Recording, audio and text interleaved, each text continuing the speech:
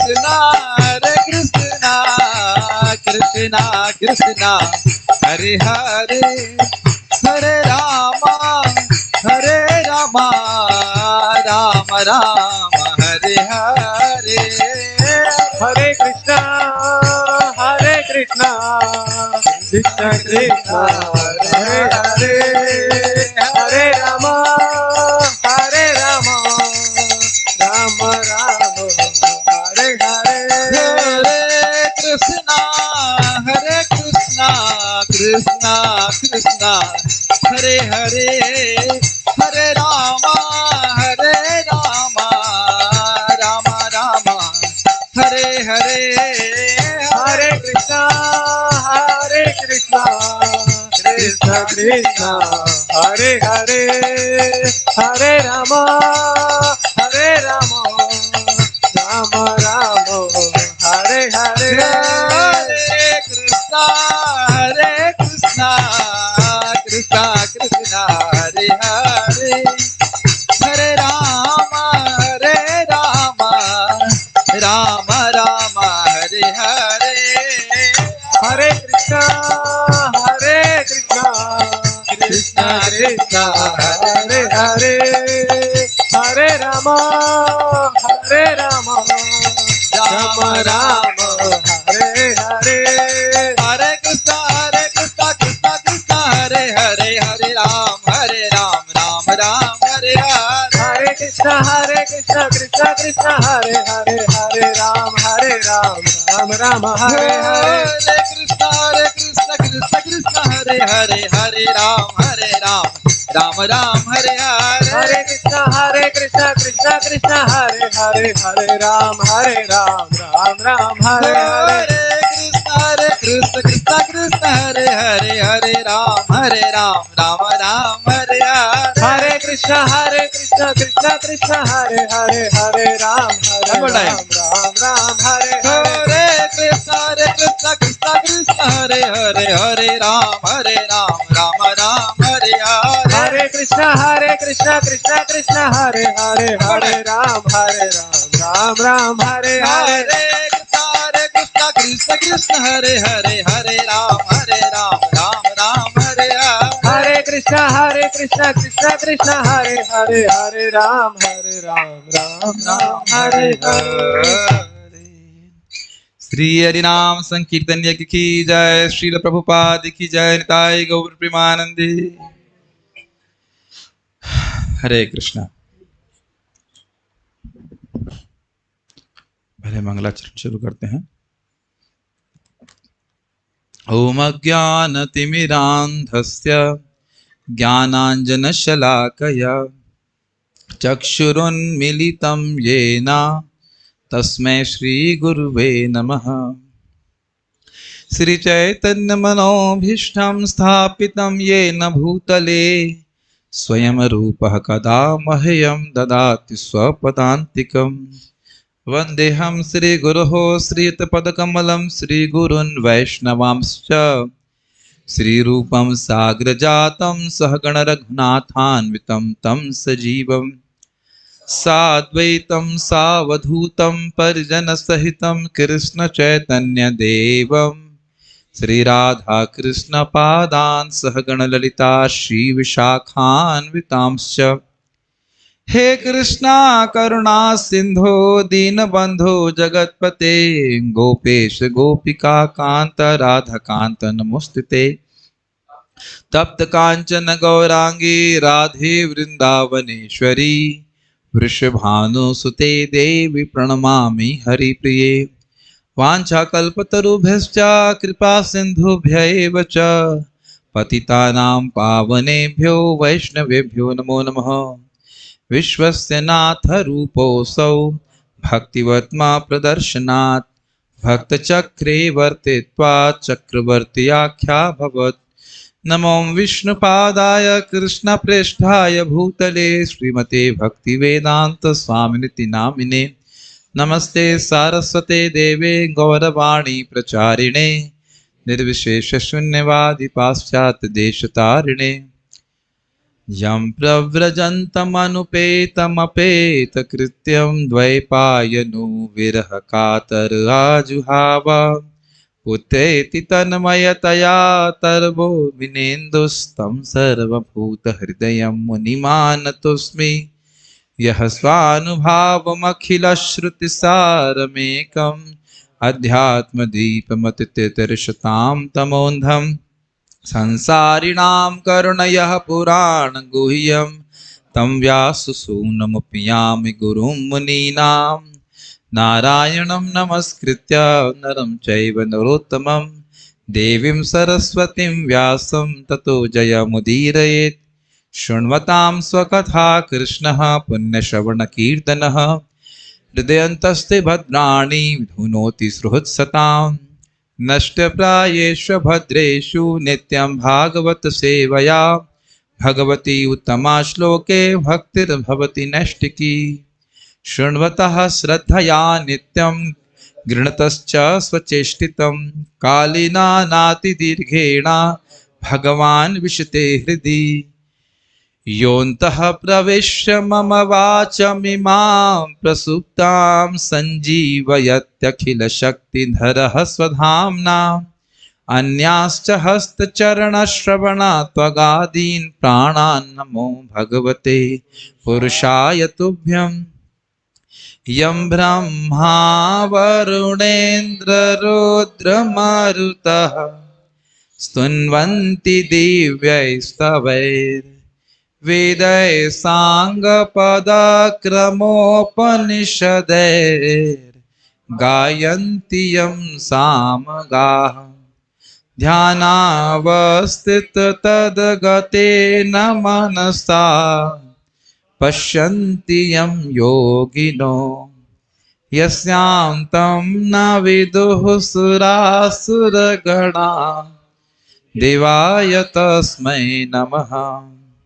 जय श्री कृष्ण चैतन्य प्रभु नित्यानंद श्री अद्वैत गदाधर श्रीवासादि गौर भक्तवृंद हरे कृष्णा कृष्णा कृष्णा हरे हरे हरे राम राम राम हरे।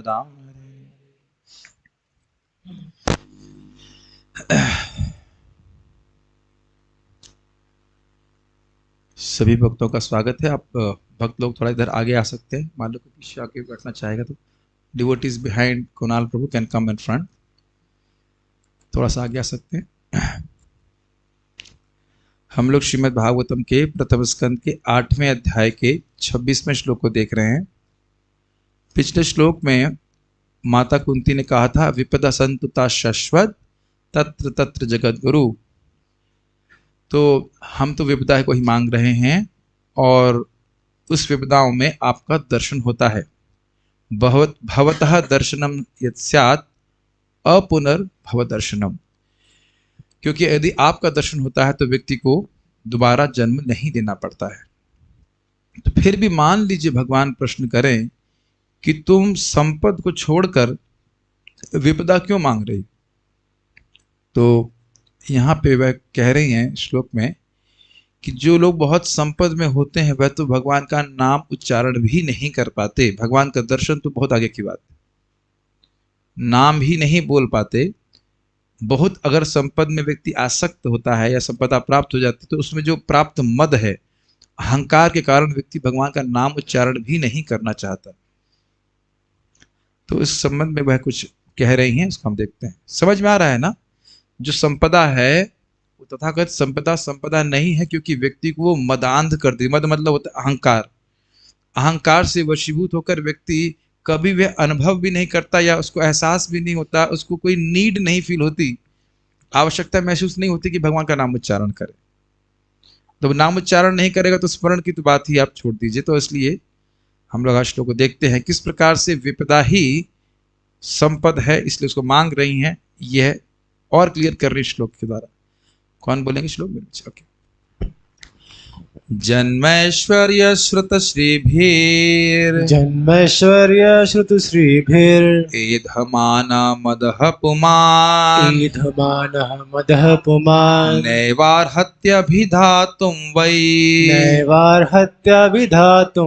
त्वामकिंचन गोचरम् त्वाम किंचन गोचरम जन्मैश्वर्य श्रुत श्रीभिः जन्मैश्वर्य श्रुत श्रीभिर् एधमानमदः पुमान् एधमाना मदः पुमान् नैवार्हत्यभिधातुं वै नैवार्हत्यभिर्धातुं वै त्वामकिञ्चन गोचरम् त्वाम किंचन गोचरम जन्मैश्वर्य श्रुत श्रीभिरेधमानमदः पुमान् जन्मैश्वर्य श्रुत श्रीभिर्एधमान मदः पुमान् नैवार्हत्यभिधातुं वै त्वामकिञ्चन गोचरम् नैवार्हत्यभिधातुं वै त्वाम किंचन गोचरम जन्मैश्वर्य श्रुतिषुभिरेधमानमदः पुमान् नैवार्हत्यभिधातुं वै त्वामकिञ्चन गोचरम् जन्मैश्वर्य श्रुत श्रीभिरेधमान मदः पुमान् नैवार्हत्यभिधातुं वै त्वाम किंचन गोचरम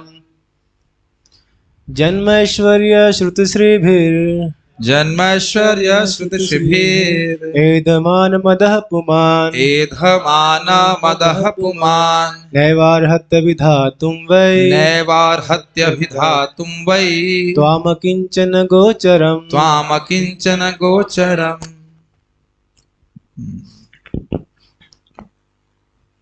अनुवाद। हे प्रभु, आप सरलता से प्राप्त होने वाले हैं।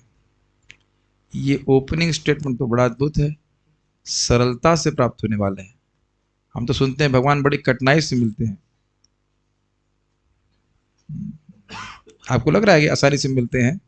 अरे मंगल आरती जाओ, जप करो, प्रसाद खाओ। प्रसाद खाने में तो खैर कोई दिक्कत नहीं है, लेकिन बाकी कथा सुनो, बड़े पचड़े बड़े पापड़ बेलने पड़ रहे हैं और आप कह रहे हैं सरलता से मिलते हैं। प्रभुपाद जी कह रहे हैं आप सरलता से प्राप्त होने वाले हैं। लेकिन जैसे आपने देखा कहीं कोई ऑफर देंगे, उसके नीचे लिख देंगे पोस्ट स्क्रिप्ट वो उसको समझते हैं, जो लिखा हुआ उसके बाद नीचे लिख देंगे। तो लेकिन कर देने से दिक्कत आती। लेकिन केवल उन्हीं के द्वारा जो भौतिक दृष्टि से अकिंचन है। इसकी व्याख्या भी हम टीका में करने वाले हैं, हम मतलब पढ़ेंगे इसको। जो सम्मानित कुल, ऐश्वर्य, उच्च शिक्षा तथा शारीरिक सौंदर्य के द्वारा भौतिक प्रगति के पथ पर आगे बढ़ने के प्रयास में लगा रहता है, वह आप तक एकनिष्ठ भाव से नहीं पहुंच पाता। तो आप इस अनुवाद से ही समझ रहे हैं कि जो एकनिष्ठ भाव से भगवान की शरण ले रहा है उसके लिए भगवान को प्राप्त करना सरल है।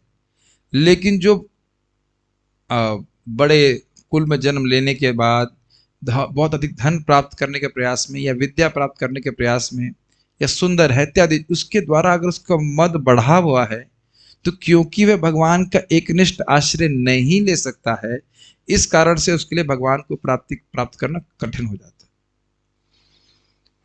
है। Make sense? इससे पहले कि मैं भूल जाऊं, इसको बोल ही दे रहा हूं कि महाप्रभु स्वयं कह रहे हैं कि सुनो राम राय, स्वरूप राम राय, मैं तुमको बताता हूं कि भगवान के नाम में के उच्चारण के द्वारा प्रेम प्राप्त आसानी से कैसे प्राप्त किया जाए। सुनना चाहेंगे? तृणादपि सुनीचेना तरोरपि सहिष्णुना अमानिना मान देना कीर्तनीय सदा हरि। महाप्रभु कह रहे हैं स्वरूप राम राय, भगवान के नाम में यद्यपि हमारा अभी रुचि नहीं है, लेकिन नामोच्चारण के द्वारा अगर हम आसानी से प्रेम प्राप्त करना चाहते हैं तो तृण से भी अपने को कम मानना होगा और पेड़ से भी अधिक सहिष्णु होना होगा, दूसरों को सम्मान देना होगा और खुद सम्मान की अपेक्षा नहीं करनी होगी। अगर ऐसा करेगा तो बड़ी आसानी से भगवत प्रेम प्राप्त हो जाएगा। तो आप कहेंगे प्रभु जी यही तो नहीं होता है, यही तो नहीं होता है। तो वही कठिनाई आ जा रही कि नम्रता अगर है किसी के पास तो भगवत प्रेम बड़ा आसान है, लेकिन नम्रता नहीं है तो थोड़ी मेहनत करनी पड़ती, थोड़ी नहीं बहुत मेहनत करनी पड़ती।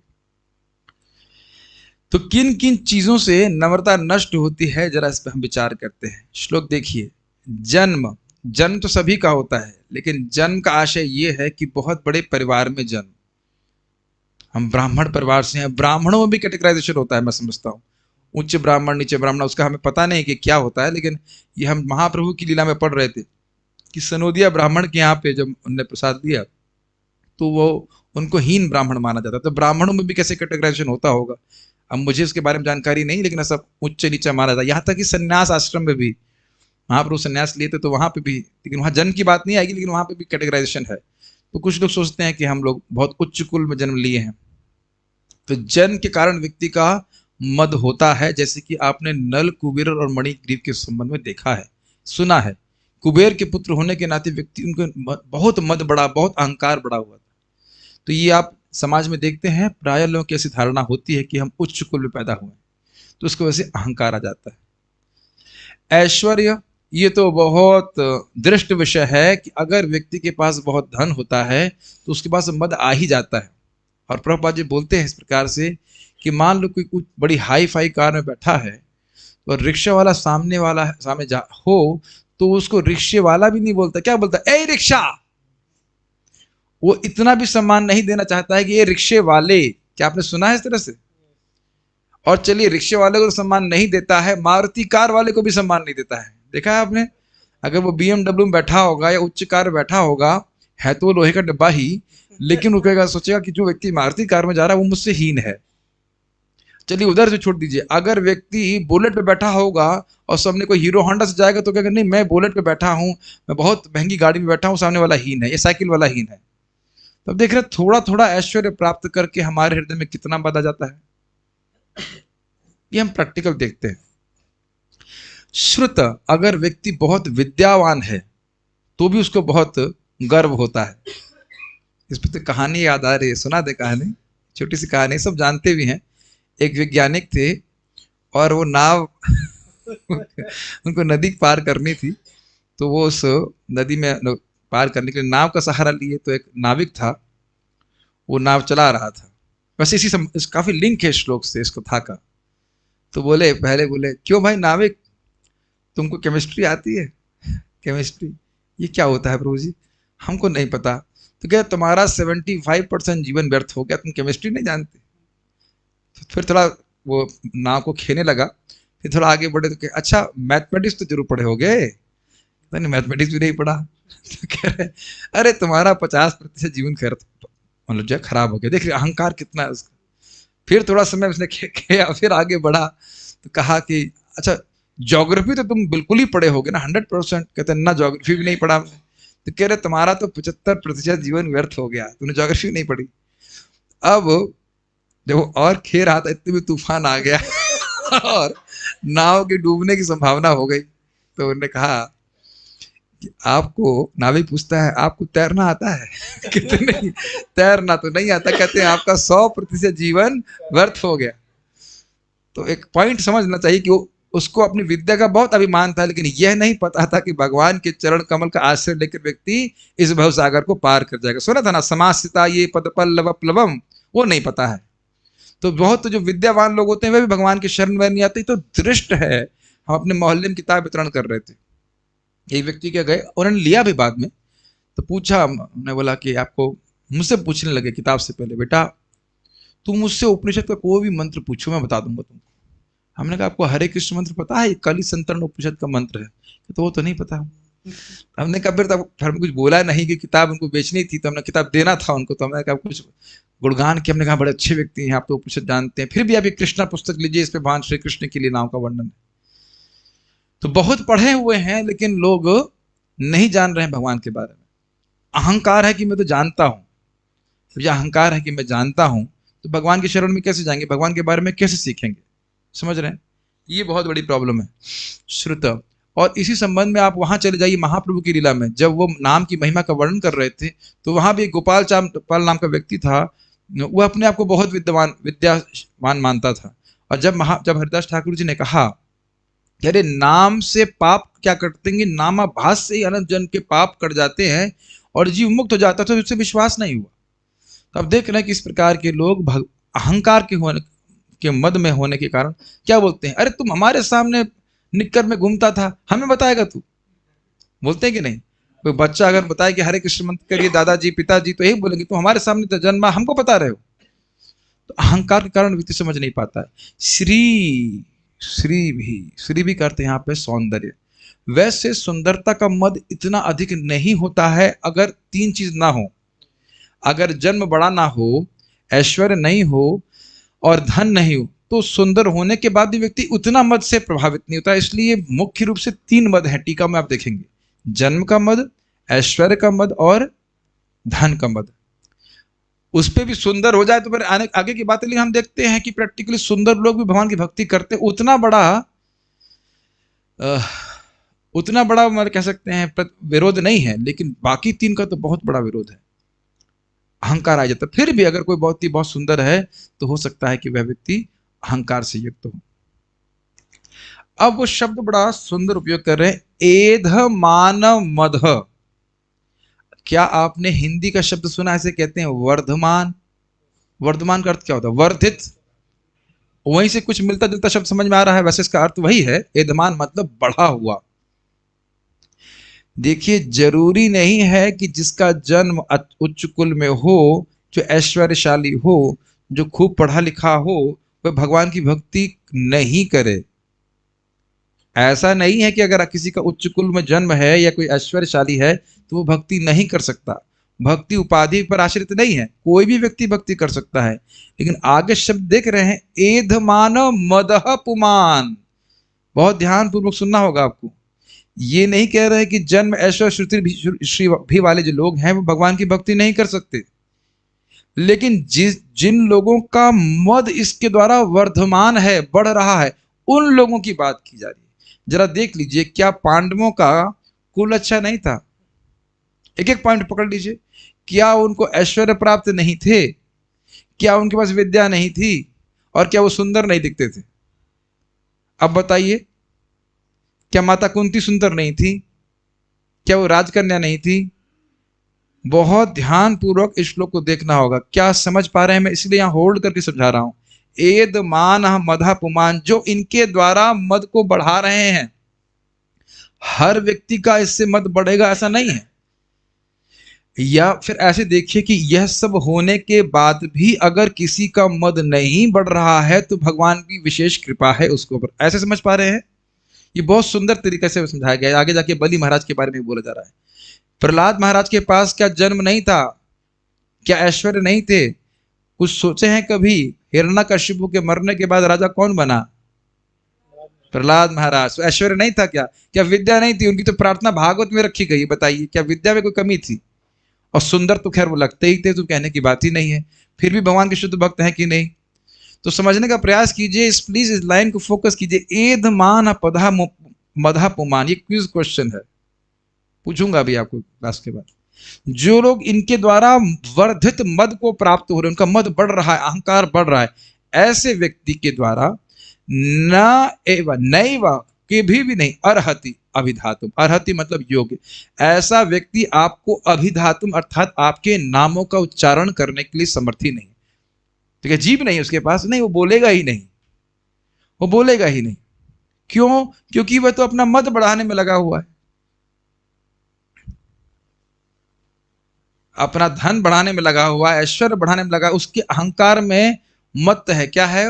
अहंकारे मत होया निताई पद पासरिया असतेरा सत्य कोरी मानी असतेरा सत्य कोरी मानी। अहंकार से मत होकर के व्यक्ति निताई, अहंकार मत हो या निताई पद पासरिया, निताई के नित्यानंद प्रभु के चरण कमलों को उसने त्याग दिया और जो असत्य वस्तु है, क्षणिक वस्तु, उसी को सत्य मान के बैठा रहा।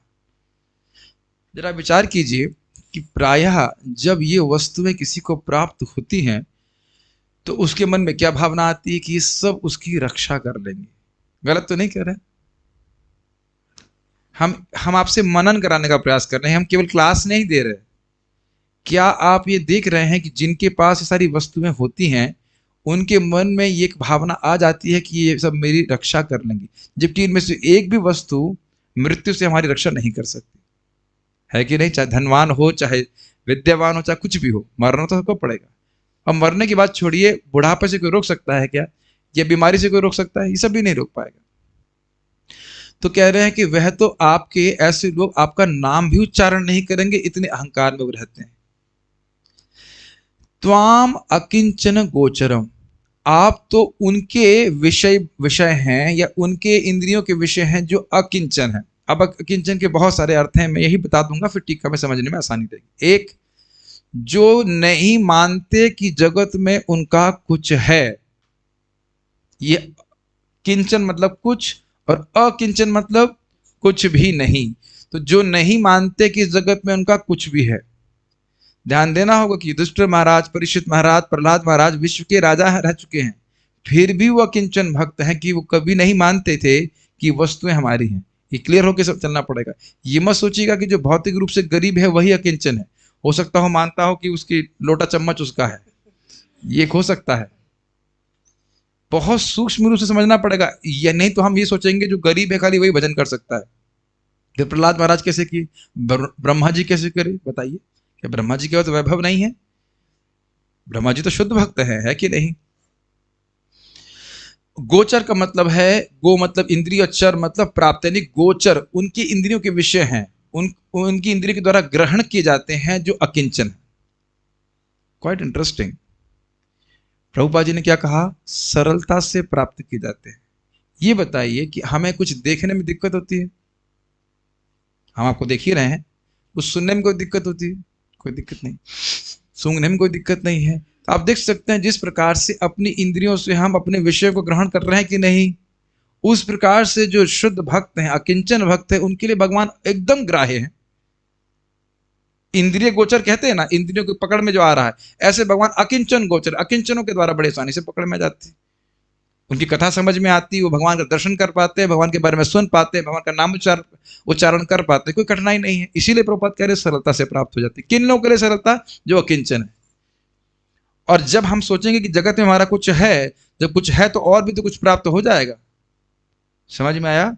जब हम ये सोच रहे हैं कि मेरा कुछ है तो मतलब और भी कुछ आएगा मेरे पास, तो उस प्रयास में जब व्यक्ति लगा रहेगा जगत की वस्तुओं को इकट्ठा करने में, तो भगवान को प्राप्त करने का प्रयास ही कैसे करेगा, बताइए आप? तो अकिंचन का एक अर्थ क्या है? जो कभी नहीं मानता कि जगत में उसका कुछ भी है। दूसरा अर्थ यह है जो ये मानता है कि भगवान ही उसकी एकमात्र प्रॉपर्टी है। और तीसरा ये है कि भगवान के अलावा और कुछ नहीं मानता कि उसका कुछ है। मानो ये कहे कि भाई भगवान को भी मानता है कुछ है, भगवान भी हमारे पास है, भौतिक भी कुछ पास है ना, जो भगवान के अतिरिक्त तो और कुछ नहीं जानता कि उसका कुछ है। और आगे आप सुनने वाले हैं, वो बहुत लंबा तात्पर्य इसलिए आज नहीं लिख रहे, उसमें लिखा हुआ है कि नमो अकिंचन वित्ताया। तो उसको भी हम यहाँ पे खोलेंगे नहीं, उसका अर्थ बड़ा रहस्यमय और बड़े सुंदर अर्थ है, उसको तो हम कल के लिए रखेंगे। लेकिन अकिंचन गोचर समझ में आ रहा है, जो ये नहीं मान रहा है कि जगत में कुछ भी उसका है। तो ये बताइए कि जब मैं ये मान रहा हूं कि मेरा जगत में कुछ भी नहीं है, तो क्या किसी वस्तु की वजह से मेरे पास अहंकार होगा? बात समझ में शायद नहीं आई होगी। जब मैं ये मान रहा हूं कि कुछ मेरा है, जन्म मेरा है, ऐश्वर्य मेरे हैं, विद्या मेरी है, या सौंदर्य मेरा है, तभी तो अहंकार होगा। अगर भक्त के पास ये वस्तुएं हैं भी, तब भी वो यही जानता है कि ये सब भगवान के उपहार हैं जो मुझे दिए गए हैं, इनका प्रयोग मुझे भगवान की सेवा में करना चाहिए। जब तक ये मेरे पास हैं, भगवान कभी भी इससे मुझे वापस भी ले सकते हैं, खींच भी सकते हैं मेरे से।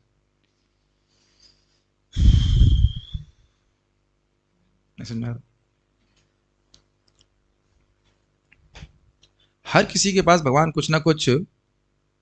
तीसरा अर्थ यह है कि वह बस यही मानता है कि भगवान के अतिरिक्त उसका कुछ भी इस जगत में नहीं।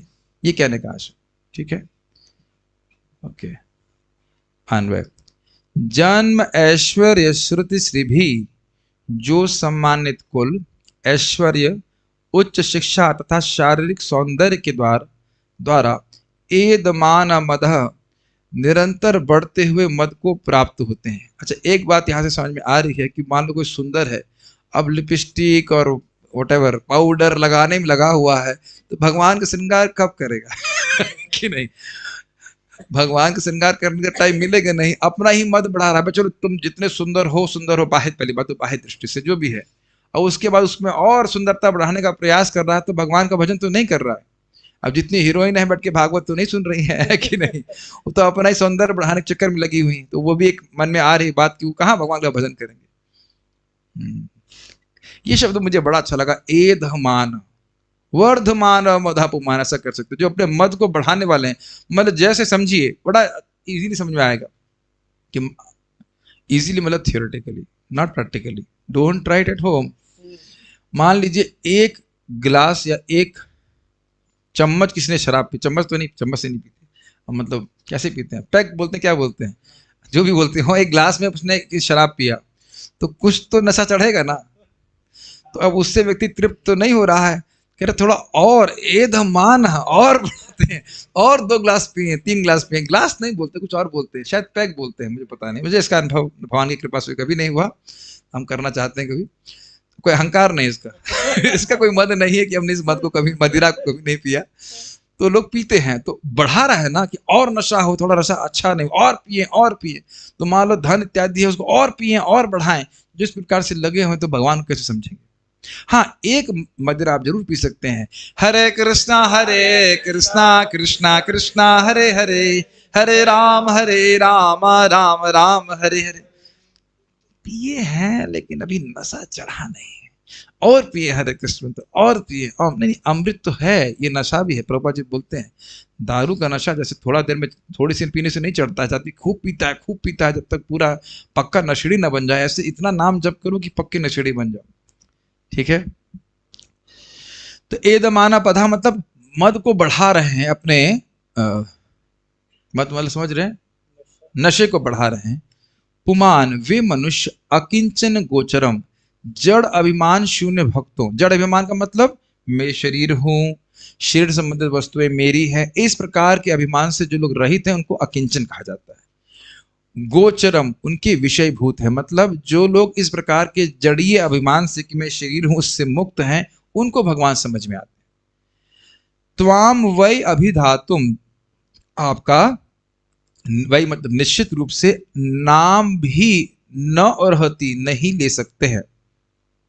हमें बता रहे थे कि हमारे यहाँ पे एक रिश्तेदार मर रहे थे, तो उनको बोलो कुछ खाने के लिए चाहिए तो मुंह खोल देंगे, और बोलो भगवान का नाम उच्चारण को तो कुछ नहीं। मरते हुए भी वहां नाम उच्चारण नहीं हो रहा। प्रभुपाद जी की कथा तो आप जानते ही, प्रभुपाद बता रहे थे कि बुढ़िया मर रही थी ये बड़ी रोचक कथा लगती है। और उसके बेटे ने बोला, अम्मा हरे कृष्णा बोलबेन, हरे कृष्णा बोलिए। तो क्या बोलती है, ए तो कथा अमी बोलते ना पारी, मैं ये शब्द नहीं बोल सकती। 6 शब्द बोलती लेकिन नाम उच्चारण नहीं हुआ। तो ये समझ लीजिएगा कि जब तक भगवान का भजन इस जन्म में नहीं करते हैं, ऐसे मुख से नहीं निकलेगा। मुझे याद है, बड़ा अच्छा भी लगा था, अच्छा इन द सेंस की घटना अच्छी थी। हम लोग भरतपुर से लौट रहे थे, उस दिन बहुत बारिश थी। अकस्मात हमारे ड्राइवर को दिखा नहीं, और एकदम से एक पेड़ गिरा हुआ था, बिल्कुल नहीं दिखा। वैसे तो काफी एक्सपर्ट है, दिखे नहीं, लेकिन एकदम से उसने ब्रेक मारा तो तुरंत मुख से निकला मम्मी। नहीं, मम्मी नहीं निकला, कृष्ण निकला। मुझे बड़ा अच्छा लगा था, मैं कम से कम एक्सीडेंट में तो कृष्ण का नाम याद आ रहा है। एकदम हे कृष्णा ऐसे करके निकला, एक्सीडेंट नहीं हुआ, बच गए। तो बार बार अभ्यास करेंगे तो कृष्ण ही निकलेगा, है कि नहीं।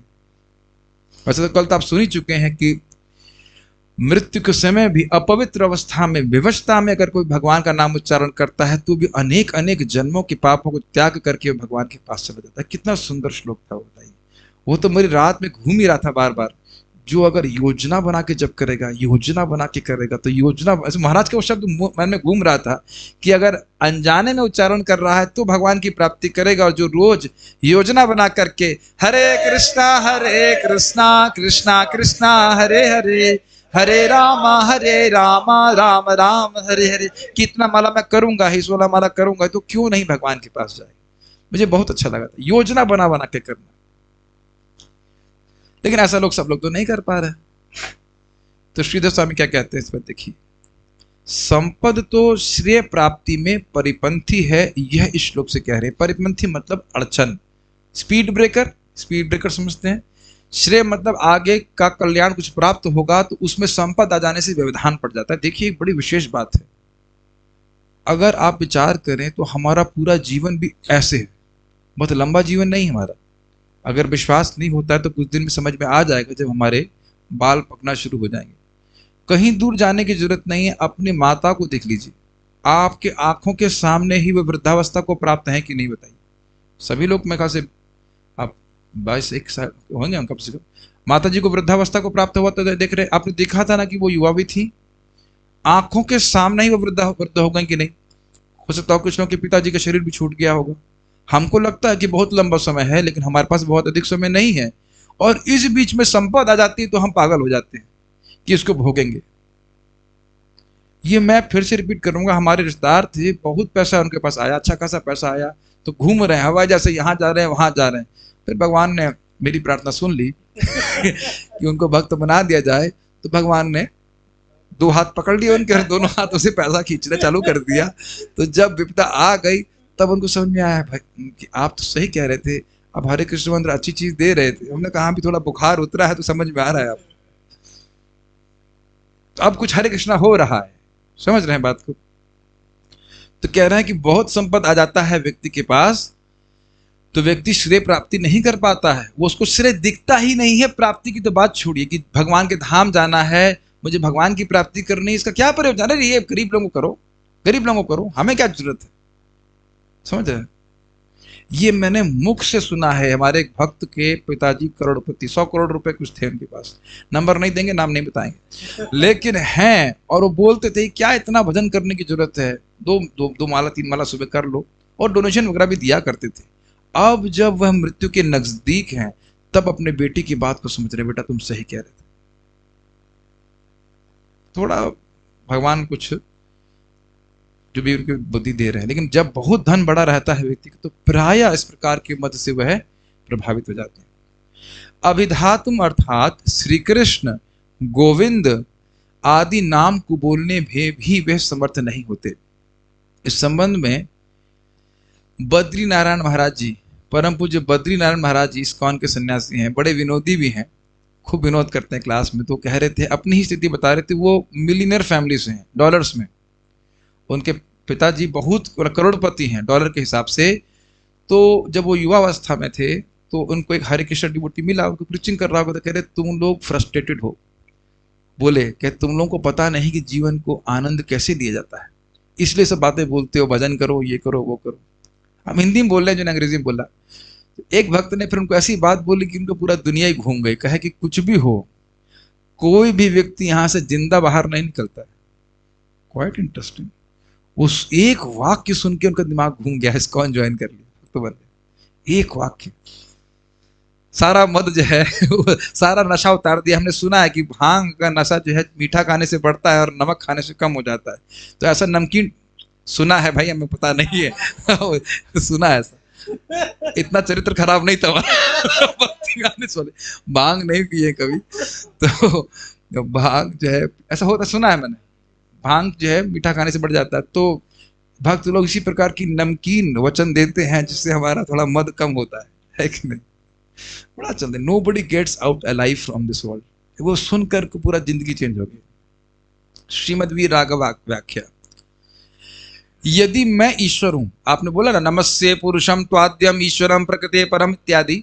यदि मैं ईश्वर हूं तो आपके समान सभी मुझको ही इस प्रकार ईश्वर क्यों नहीं कहते हैं? काफी इंटरेस्टिंग है, क्या सुंदर लिंक है।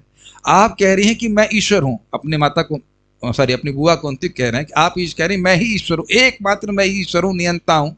तो अगर मैं ही हूं तो अन्य लोग अन्य को क्यों बोल रहे हैं कि वो ईश्वर है? अन्य की पूजा क्यों कर रहे हैं? मेरी ही शरण में क्यों नहीं आ रहे? तो इस पर यह है श्लोक कह रही है। समझ में आ रहा है लिंक? अगर भगवान ही ईश्वर है तो सब लोग भगवान की शरण में जाने चाहिए।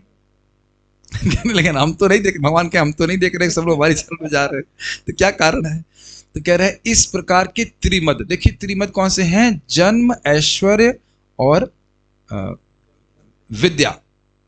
जन्म, ऐश्वर्य, श्रुत, इन तीनों का विशेष मद होता है। सौंदर्य का मद उतना नहीं होता, इसलिए यहां पे आचार्य यहाँ पे त्रिमद कह रहे हैं। 3 प्रकार के मद से उन्मत्त होने के कारण वे ईश्वर के यथात्म विवेक से शून्य रहते हैं, यह भाव है। मतलब वास्तविक रूप से भगवान कौन है वो ही नहीं समझ पाते। समझ में आ रहा है? जो व्यक्ति नशे में चूर्ण है, जो नशे में उन्मत्त है, घूरना समझ रहे थे, चक्कर आ रहा है उसको इस प्रकार से मद के कारण, वो क्या समझेगा कि भगवान कौन है? अपितु केवल धन आ जाने मात्र से व्यक्ति सोचने लग जाता है कि मैं तो सबसे श्रेष्ठ व्यक्ति हूं, मुझे कौन क्या बताएगा। कभी आपने देखा है? प्राय ऐसा हो जाता है कि लोग सोचते हैं कि हम तो बहुत जानते हैं, हमारे पास धन होने मात्र से सारे सद्गुण तो हम ही हमारे पास ही हैं। हमारा बहुत अनुभव है कि अगर ट्रेन में किसी व्यक्ति को बताओ और स्पेशली इस प्रकार का अहंकार उसका है धन का किसी वजह से, तो हम ही को बताना चालू कर देता है, साधुओं को ही बताना चालू कर देगा भगवान कौन है। ऐसे जैसे हमको एक बार व्यक्ति बता रहे थे, अरे आप लोग तो केवल एक ही व्यक्ति को प्रणाम कर रहे हो, हम सबको प्रणाम कर रहे हैं। देखो, हम उसको भी प्रणाम कर रहे हैं, हम उसको भी प्रणाम कर रहे हैं, हम उसको भी प्रणाम कर रहे हैं। वो अपने को साधुओं से ही श्रेष्ठ बताने का प्रयास कर रहे हैं। तो कई बार मैं ऐसे लोगों को बोलता भी हूं कि भाई आप ही बताइए, आप सॉलिड मैकेनिक्स के बारे में क्या जानते हैं? क्या उत्तर होगा? कुछ नहीं जानते। कुछ तो बोलिए। नहीं बोल सकते। क्यों नहीं बोल सकते? कि कोई एजुकेशन नहीं है, पढ़ाई नहीं की है। अब भगवान के बारे में सब पढ़ लिए हो, सब सीख लिए हैं, सारा कुछ आप यूनिवर्सिटी में जाके पढ़ लिया है कि भगवान क्या है, कौन है, तो देख सकते हैं कि थोड़ा थोड़ा विद्या हो जाती, थोड़ा थोड़ा पढ़ लेते हैं अगर व्यक्ति तो मत हो जाता है। और अगर बहुत पढ़ लेगा तो फिर क्या होगा उससे? तो आप अगर थोड़ा प्रचार करें किसी को तो समझ में आ जाता है कि थोड़ा थोड़ा पढ़ करके व्यक्ति समझ नहीं पाता। एक हम व्यक्ति को जानते हैं जो मुझको बहुत पहले बोले जब मैं स्टूडेंट था कि तुम ये गीता पढ़ रहे हो? ये गीता मेरे यहाँ है, यहाँ धर्म क्षेत्र कुरुक्षेत्र से लेकर के एकदम लास्ट वाले श्लोक तक यहाँ है। हमने कहा यहाँ तो है, लेकिन यहाँ नहीं आई हृदय में आपके, क्योंकि उनका आचरण बड़ा गंदा था। जिस प्रकार से हम देखते हैं कि थोड़ा थोड़ा पढ़ लेता है कुछ हल्का फुल्का तो उसका व्यक्ति को अहंकार हो जाता है। क्या आपने सुना नहीं प्रभुपाद जी के कितने कन्वर्सेशन है कुछ लोगों से जो लोग इतने अहंकार में थे, प्रभुपाद से आर्ग्यूमेंट कर रहे हैं, देखें आप, और प्रभुपाद जी की बात नहीं सुन रहे हो। और इधर देख लीजिए कि प्रभुपाद जी के शिष्य कितने नम्र थे, तुरंत प्रभुपाद जी की बात स्वीकार कर ली। ऐसा रहता है। तो यानी कि इस अहंकार के कारण ईश्वर कौन है, जगत को चलाने वाला कौन है, यह विवेक उनका नहीं होता, वो समझ नहीं पाते। वह किस प्रकार अयोग्य होते हैं इसको सूचित करते हुए स्पष्ट करती हैं कि अकिंचन गोचरम, जो इस जगत में कुछ भी अपना नहीं मानते, ऐसे अकिंचन अर्थात निष्काम भक्तों को आप गोचर अर्थात समझ में आते हैं। जो इस जगत में प्रभुत्व प्राप्त करना चाहता है प्रकृति के ऊपर, भोग करने की लालसा को बढ़ाए रखना चाहता है, उसको भगवान समझ में बिल्कुल नहीं आते। मैं समझता हूं हर भक्त का अनुभव होगा कि जब वह शुरुआत में क्लास में आता था तो उसको ये तो जरूर लगता था कि हिंदी में बोल रहे हैं, लेकिन कुछ नहीं समझ में आता था कि बोल क्या रहे, क्योंकि चित्त एकदम भोगों के कारण चित्त बिल्कुल दूषित ढका हुआ था। समझ रहे हैं इस बात को? लेकिन आप जब नियमित रूप से सुबह उठते हैं, सुबह का मतलब होता है एटलीस्ट 5 बजे, 5 बजे उठ के नाम जप करते हैं, भागवतों को सुनते हैं, भगवान का प्रसाद ग्रहण करते हैं, ये भगवान के सामने नम्र होना हुआ कि नहीं बताइए? आप किसी का झूठा खा रहे हैं तो उसके सामने नम्र नहीं हो गए? नहीं समझ में आ रहा कुछ? हमारे गुरु महाराज बोल रहे थे, अलग बात है कि बहुत अच्छा लगता है ये अलग बात है कि प्रसाद खाना बहुत अच्छा लगता है, लेकिन किसी का जूठन खा रहे हैं आप तो अपने आप को एकदम निम्न स्थिति में रख रहे हैं कि नहीं? इस संबंध में देख लीजिए दुर्योधन की स्थिति। दुर्योधन अपना ही जूठा नहीं खाता था, समझ रहे हैं? जैसे हम लोग दाल खाए, चावल रोटी लिया एक और दाल में से डुबो दिया फिर खा लिए, अब वो जूठन हो गया ना, क्या हटाओ कटोरी, नेक्स्ट कटोरी लेके आओ। इतना अहंकारी था, तो भगवान को बिल्कुल नहीं समझ पा रहा। प्रैक्टिकल देख लीजिए, क्या दुर्योधन का जन्म था कि नहीं? यस। ऐश्वर्य था कि नहीं? विद्या भी थी, सुंदरता भी था, सब, ऐसा कोई राक्षस नहीं लग रहा था, वो देखने में सुंदर भी था, सब कुछ था, लेकिन भगवान को नहीं समझ पा रहा था। प्रैक्टिकल आप देख लीजिए। और अर्जुन तो आप देख ही रहे हैं, अर्जुन वही उसी परिवार में अर्जुन जन्मे हैं और भगवान को पूरा समझ रहे हैं अच्छी तरह से।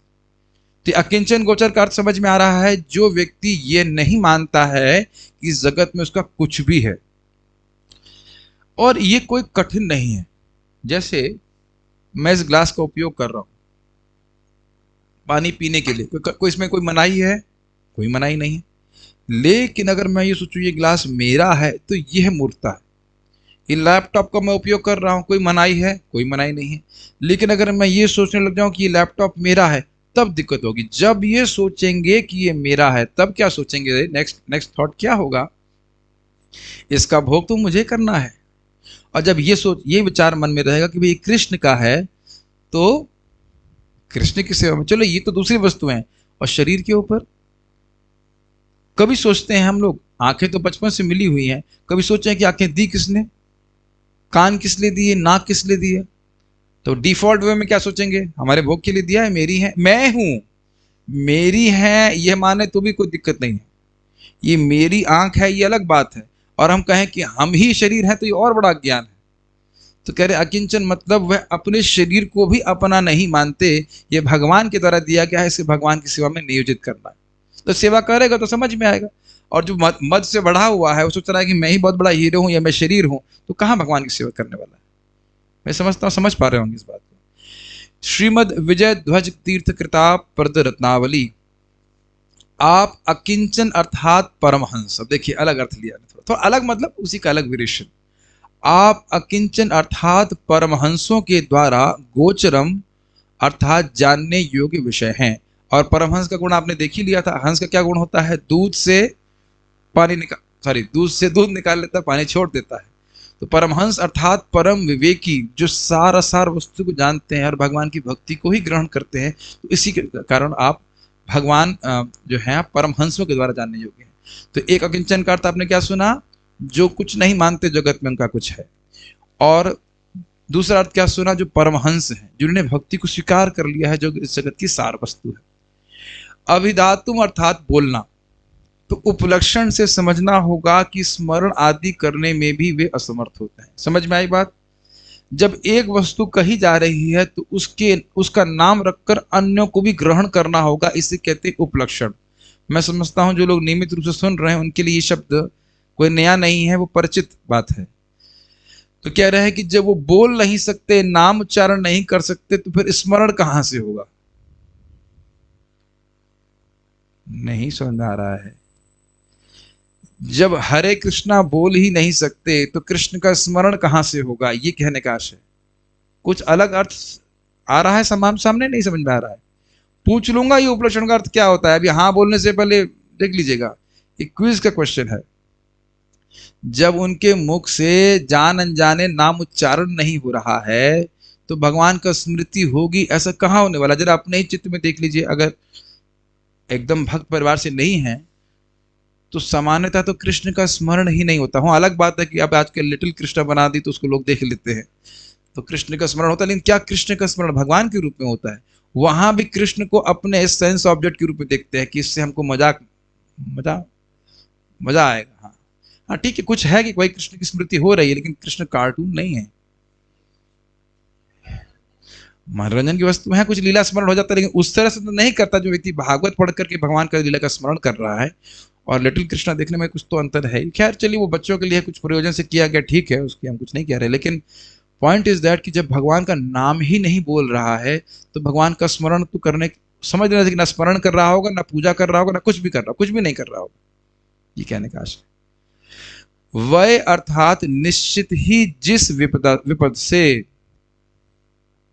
आपका स्मरण हो तो वह संपद से श्रेयस्कर है। मतलब इसमें कोई संदेह नहीं है कि विपदा से अगर भगवान का स्मरण हो रहा है तो भगवत स्मृति ही, भगवान हरि की स्मृति ही व्यक्ति के लिए परम श्रेय है। और इसको आगे जाके सुखदेव गोस्वामी से सुनने वाले हैं कि भाई लोग बहुत जी रहे हैं, पेड़ भी तो बहुत लंबा जी रहे हैं, उससे अच्छा है कि ना। शौनक ऋषि कह रहे हैं, तरवा किम न जीवंती, कौन बोल रहा है? अब मैं भूल रहा हूं कि कौन बोल रहा है, लेकिन तरवा किम न जीवंती तो कहते हैं कि पेड़ जीते नहीं हैं, तो पेड़ की तरह लंबी आयु प्राप्त करके क्या लाभ? एक क्षण के लिए भी अगर भगवान में चित्त व्यक्ति ने आवेशित किया है तो उसका आध्यात्मिक जीवन वहां से शुरू हो जाता है। अभी भी नहीं समझे? अपने उन रिश्तेदारों को स्मरण कर सकते हैं, बस तो भागवत में क्या उनका स्मरण करें, लेकिन जिन्होंने इस प्रकार से भगवत विमुक्ता रूपी जीवन व्यतीत किया है। अब देख रहे हैं कि कैसे उनका जीवन व्यर्थ हुआ। हमारी दादी 95 कितने साल के हो गए होंगी दादी हमारी, पता नहीं, 95 की हो, 93। अगर सोचिए 17 साल से वो भजन कर रही होती, कितने करोड़ों नाम इकट्ठे कर लेते। शरीर छूटने वाला है ना। एक बहुत बड़ी बात है कि नाम उच्चारण तो अंत समय तक कर ही सकता है। 17 to 93, हम लोग को तो उम्मीद नहीं कि 60-75 तक पहुंचेंगे, और पहुंचेंगे तब तक सारा इंजन हमारा डाउन हो जाएगा, जिस प्रकार से खाना खा रहे हैं। इतना अगर कोई भजन किया रहता तो कितना परिवर्तन आ जाता है। वैसे घबराइए मत, अनंत है, अनादि, हमारा जीवन अनंत है। तो मान लो जीवन परफेक्ट नहीं हुई तो अगला जन्म मिलेगा, घबराइए मत उसके लिए। खूब टाइम से आराम से भजन कीजिए, कि जल्दी क्या है टाइम तो अनंत है, समझ रहे हो? Infinite attempts to go back to godhead, Kabir का भी तुक्का लग ही जाएगा, है कि नहीं? नहीं, ऐसे नहीं करना है। हाँ, शौनक ऋषि ने कहा कि क्या लंबे लंबे समय तक नहीं जीते, लेकिन लंबे समय तक जीने का प्रयोजन क्या रहा? हाँ, भगवान, हाँ, जैसे शंकर क्या नाम था उनका, स्वयं महाप्रभु के बारे में प्रभुपाद जी कहते हैं महाप्रभु तो खाली 48 साल तक इस धरा धाम पे रहे, तो क्या जो उनका जीवन सफल नहीं रहा? तो कहने का आशय ये है कि अगर कोई विपद है उससे भगवान का स्मरण होता है तो वही बहुत अच्छी बात है। और कई बार जैसे मैंने उदाहरण दिया, हमारे रिश्तेदार को विपदा आई तो अब भगवान की भक्ति में आगे तो अच्छा ही हुआ ना। अच्छा मतलब क्या, अनादि अनंत काल के लिए उनका अच्छा हो गया, वो भक्ति में आ गए, वो जप करने लगे हैं, भगवान का भोग लगाने लगे हैं, गंदी आदत छोड़ दी हैं, अब वो भगवान की ओर जाने के लिए उन्मुख हो गए हैं। आप सुन ही चुके हैं, ये सुना भी होगा कि जिसने एक बार भी हरि शब्द कहा है वो तुरंत ही मुक्ति के पथ पे आ गया है। उसने अपनी कमर कस ली है। कमर कसना समझते हैं? कपड़ा बांध देते ना एकदम से, हाँ चलो अब मैं मुक्त होने के लिए प्रयास करूंगा, ऐसा एक बार हरि बोलने से। और रोज अगर हम 16 माला का जप करें यानी 28,000 बार महामंत्र का नाम उच्चारण करें, 28,000 बार महामंत्र नहीं होता है, 28,000 बार मतलब हम लोग 1732 बार मोटा मोटी करते हैं, और 28,000 नाम रोज हम बोल रहे, तो क्यों नहीं मुक्त होंगे जरा बताइए। लेकिन ऐसा उनके पास समय नहीं होता। कई बार आप देखिए बहुत धनी लोगों को प्रचार कीजिए, कहते साहब टाइम कहाँ है हमारे पास, मरने की फुर्सत नहीं है, जब करने की फुर्सत कहाँ है। और कई बार मैं बोलता हूँ आपके पास मरने की फुर्सत ना हो लेकिन मौत आपके लिए फुर्सत लेके आएगी, तब आप कुछ नहीं कह पाएंगे। बाल प्रबोधिनी, परंतु संपद को त्याग कर आप विपदा की प्रार्थना क्यों कर रही हैं? यदि ये आशंका हो तो यह कहते हुए कि संपद तो श्रेय की परिपंथी है, यह श्लोक कह रही है, तो उसको हम सुन चुके हैं। जो इस प्रकार के मद से युक्त हैं तो वे आपके राम कृष्ण आदि नामों को नहीं बोल पाते हैं। इसकी व्याख्या भी हो चुकी है। यह शास्त्र का वचन है कि विद्या मदोदन मदस तथैवाभिजनो मदः एते मदा मदान्धानाम त एव हि सताम दमाह। विद्या, धन और सत्कुल, यह 3 प्रकार के मद हैं। इस मद से जो मदांध हैं, मदांध हैं मतलब अंधे हो गए हैं, अपना कल्याण नहीं देख पाते हैं, श्रेय को और उसके साधन को नहीं देख पा रहे हैं, उन पर तो यह प्रभाव दिखाते ही हैं, अपितु सज्जन व्यक्तियों पे भी ये प्रभावित करते हैं। तो इस मदांधता के द्वारा उनमें यथात्म विवेक का अभाव होता है। मतलब जब कोई व्यक्ति अंधा होता है तो बाहर क्या वस्तु या दृश्य उपस्थित है उसको नहीं देख पा रहा ना। तो जब व्यक्ति इस प्रकार से मद से अंधा हो जाता है तो वो समझ नहीं पा रहा है कि उसका जीवन बहुत थोड़े समय के लिए। जैसे अगर आपको याद हो, शरद ऋतु के वर्णन में बताया गया जो मछली थी, जगह जगह पानी भर जाता है, उसमें मछलियां हो जाती हैं, और मछलियां ये नहीं सोच पाती हैं कि कुछ समय के बाद ये पानी सूखने वाला है और ये तड़प के वहीं मर जाने वाली हैं। याद आ रहा है कुछ? उसी प्रकार से लोग जो धन इत्यादि के द्वारा मदांध हो जाते हैं, वो समझ नहीं पाते हैं कि हमारे जो तथाकथित रिलेटिव हैं, क्या है उसका, क्या संबंधी हैं, धन है, ये मृत्यु से मुझे नहीं बचा सकते। ए धन यौवन पुत्र परिजन एते के आछे परती तीरे कमल दल जल जीवन टलमल भजहूँ हरिपद नीति रे। तो ये धन यौवन सब कुछ कोई प्रतीति नहीं, उनकी कोई स्थायित्व नहीं, वो कभी भी छूट सकती है। प्रतीति समझ रहे हैं? What is the value, what is the standing. तो उनका इस प्रकार का विवेक नहीं होता। विवेक मतलब होता है डिस्क्रिमिनेशन, देखने की क्षमता, क्या है क्या वास्तविकता है वह नहीं देख पाते। क्यों नहीं देख पाते हैं? मदांध। विवेकी जन तो सब त्याग कर आपका ही भजन करते हैं, इसको कहने के लिए कह रही हैं अकिंचन गोचरम, अर्थात जिनका आपके अतिरिक्त परमार्थ रूप से और कोई नहीं होता, ऐसे अकिंचन भक्तों के भजन के विषय आप होते हैं। तो अकिंचन के 3 अर्थ, एक जगत में अपने को इसमें कुछ नहीं मानते, कोई वस्तु नहीं मानते उनका है, दूसरा परमहंस, और तीसरा मतलब जो सार को ग्रहण करने वाले हैं, और तीसरा भगवान के अलावा वह कुछ नहीं मानते कि जगत में उनका कुछ है। भगवान से संबंध है, भगवान रक्षा करने वाले हैं, भगवान स्वामी हैं, उनसे प्रेम करना है और उनसे प्रेम करने वालों से प्रेम करना है, दोनों बातें हैं, और कुछ हमारे जीवन में नहीं है। ये बात बोल रहा है। तात्पर्य, भौतिक दृष्टि से समुन्नत होने का अर्थ है कि किसी कुलीन परिवार में जन्म लेना और प्रचुर संपत्ति, शिक्षा तथा आकर्षक सौंदर्य से युक्त होना। सारे भौतिकतावादी लोग इन सारे भौतिक ऐश्वर्यों को प्राप्त करने के पीछे पागल रहते हैं। एद मान मद, और इसी को भौतिक सभ्यता की उन्नति कहा जाता है। क्या ये आप जगत में घटित होता हुआ देख पा रहे हैं? लोग पैसा कमाने के लिए, ऐश्वर्य प्राप्ति के लिए, विद्या आदि के लिए बहुत उन्मत्त रहते हैं। लेकिन परिणाम यह होता है कि इन समस्त क्षणिक भौतिक संपत्तियों के होने से मनुष्य कृत्रिम रूप से गर्वित हो उठता है और मदान्ध हो जाता है। आप समझ ही रहे होंगे कि मैंने इसको स्लोली क्यों बोला। ये सारी संपत्तियां, वस्तुएं हमारे पास बहुत समय तक नहीं रहने वाली। अब देखिए, सुंदरता की अगर हम बात करें, पता नहीं कितने लोगों को चिकन पॉक्स हुआ है। कितने लोगों को हुआ है? हाथ खड़ा कीजिए। 1 2 3 4। आप लोगों ने उस टाइम अपनी शक्ल देखी थी चेहरे शीशे में? बड़ी सुंदर लग रही थी ना। ज्यादा दूर सोचने की जरूरत नहीं। अगर हम सोचें कि हम अभी भी मान ले, सोचे कि हम बहुत सुंदर दिखते हैं, हमें दिखते तो नहीं, लेकिन मान लीजिए गर्व है किसी को। मैं ऐसा तो नहीं बोलूंगा हो जाए, लेकिन अगर किसी चिकन पॉक्स किसी को हो जाए, तब दिखाई पड़ता है कि हमारा चेहरा कितना भद्दा दिख सकता है with in a day, with in 2 days। और अन्यथा और भी बहुत से कारण हो सकते हैं। किसी को पिंपल हो जाए, क्या क्या हो जाता है, सब स्किन फेल, क्या क्या कुछ चकत्ते हो जाते हैं, क्या क्या चीजें हो जाती हैं, चेहरा देखने लायक भी नहीं रहता। तो इस सौंदर्य क्षणिक हुआ कि नहीं। और वृद्धावस्था में तो आप सब लोग देखते हैं बहुत लोग सुंदर दिख जाते हैं ना।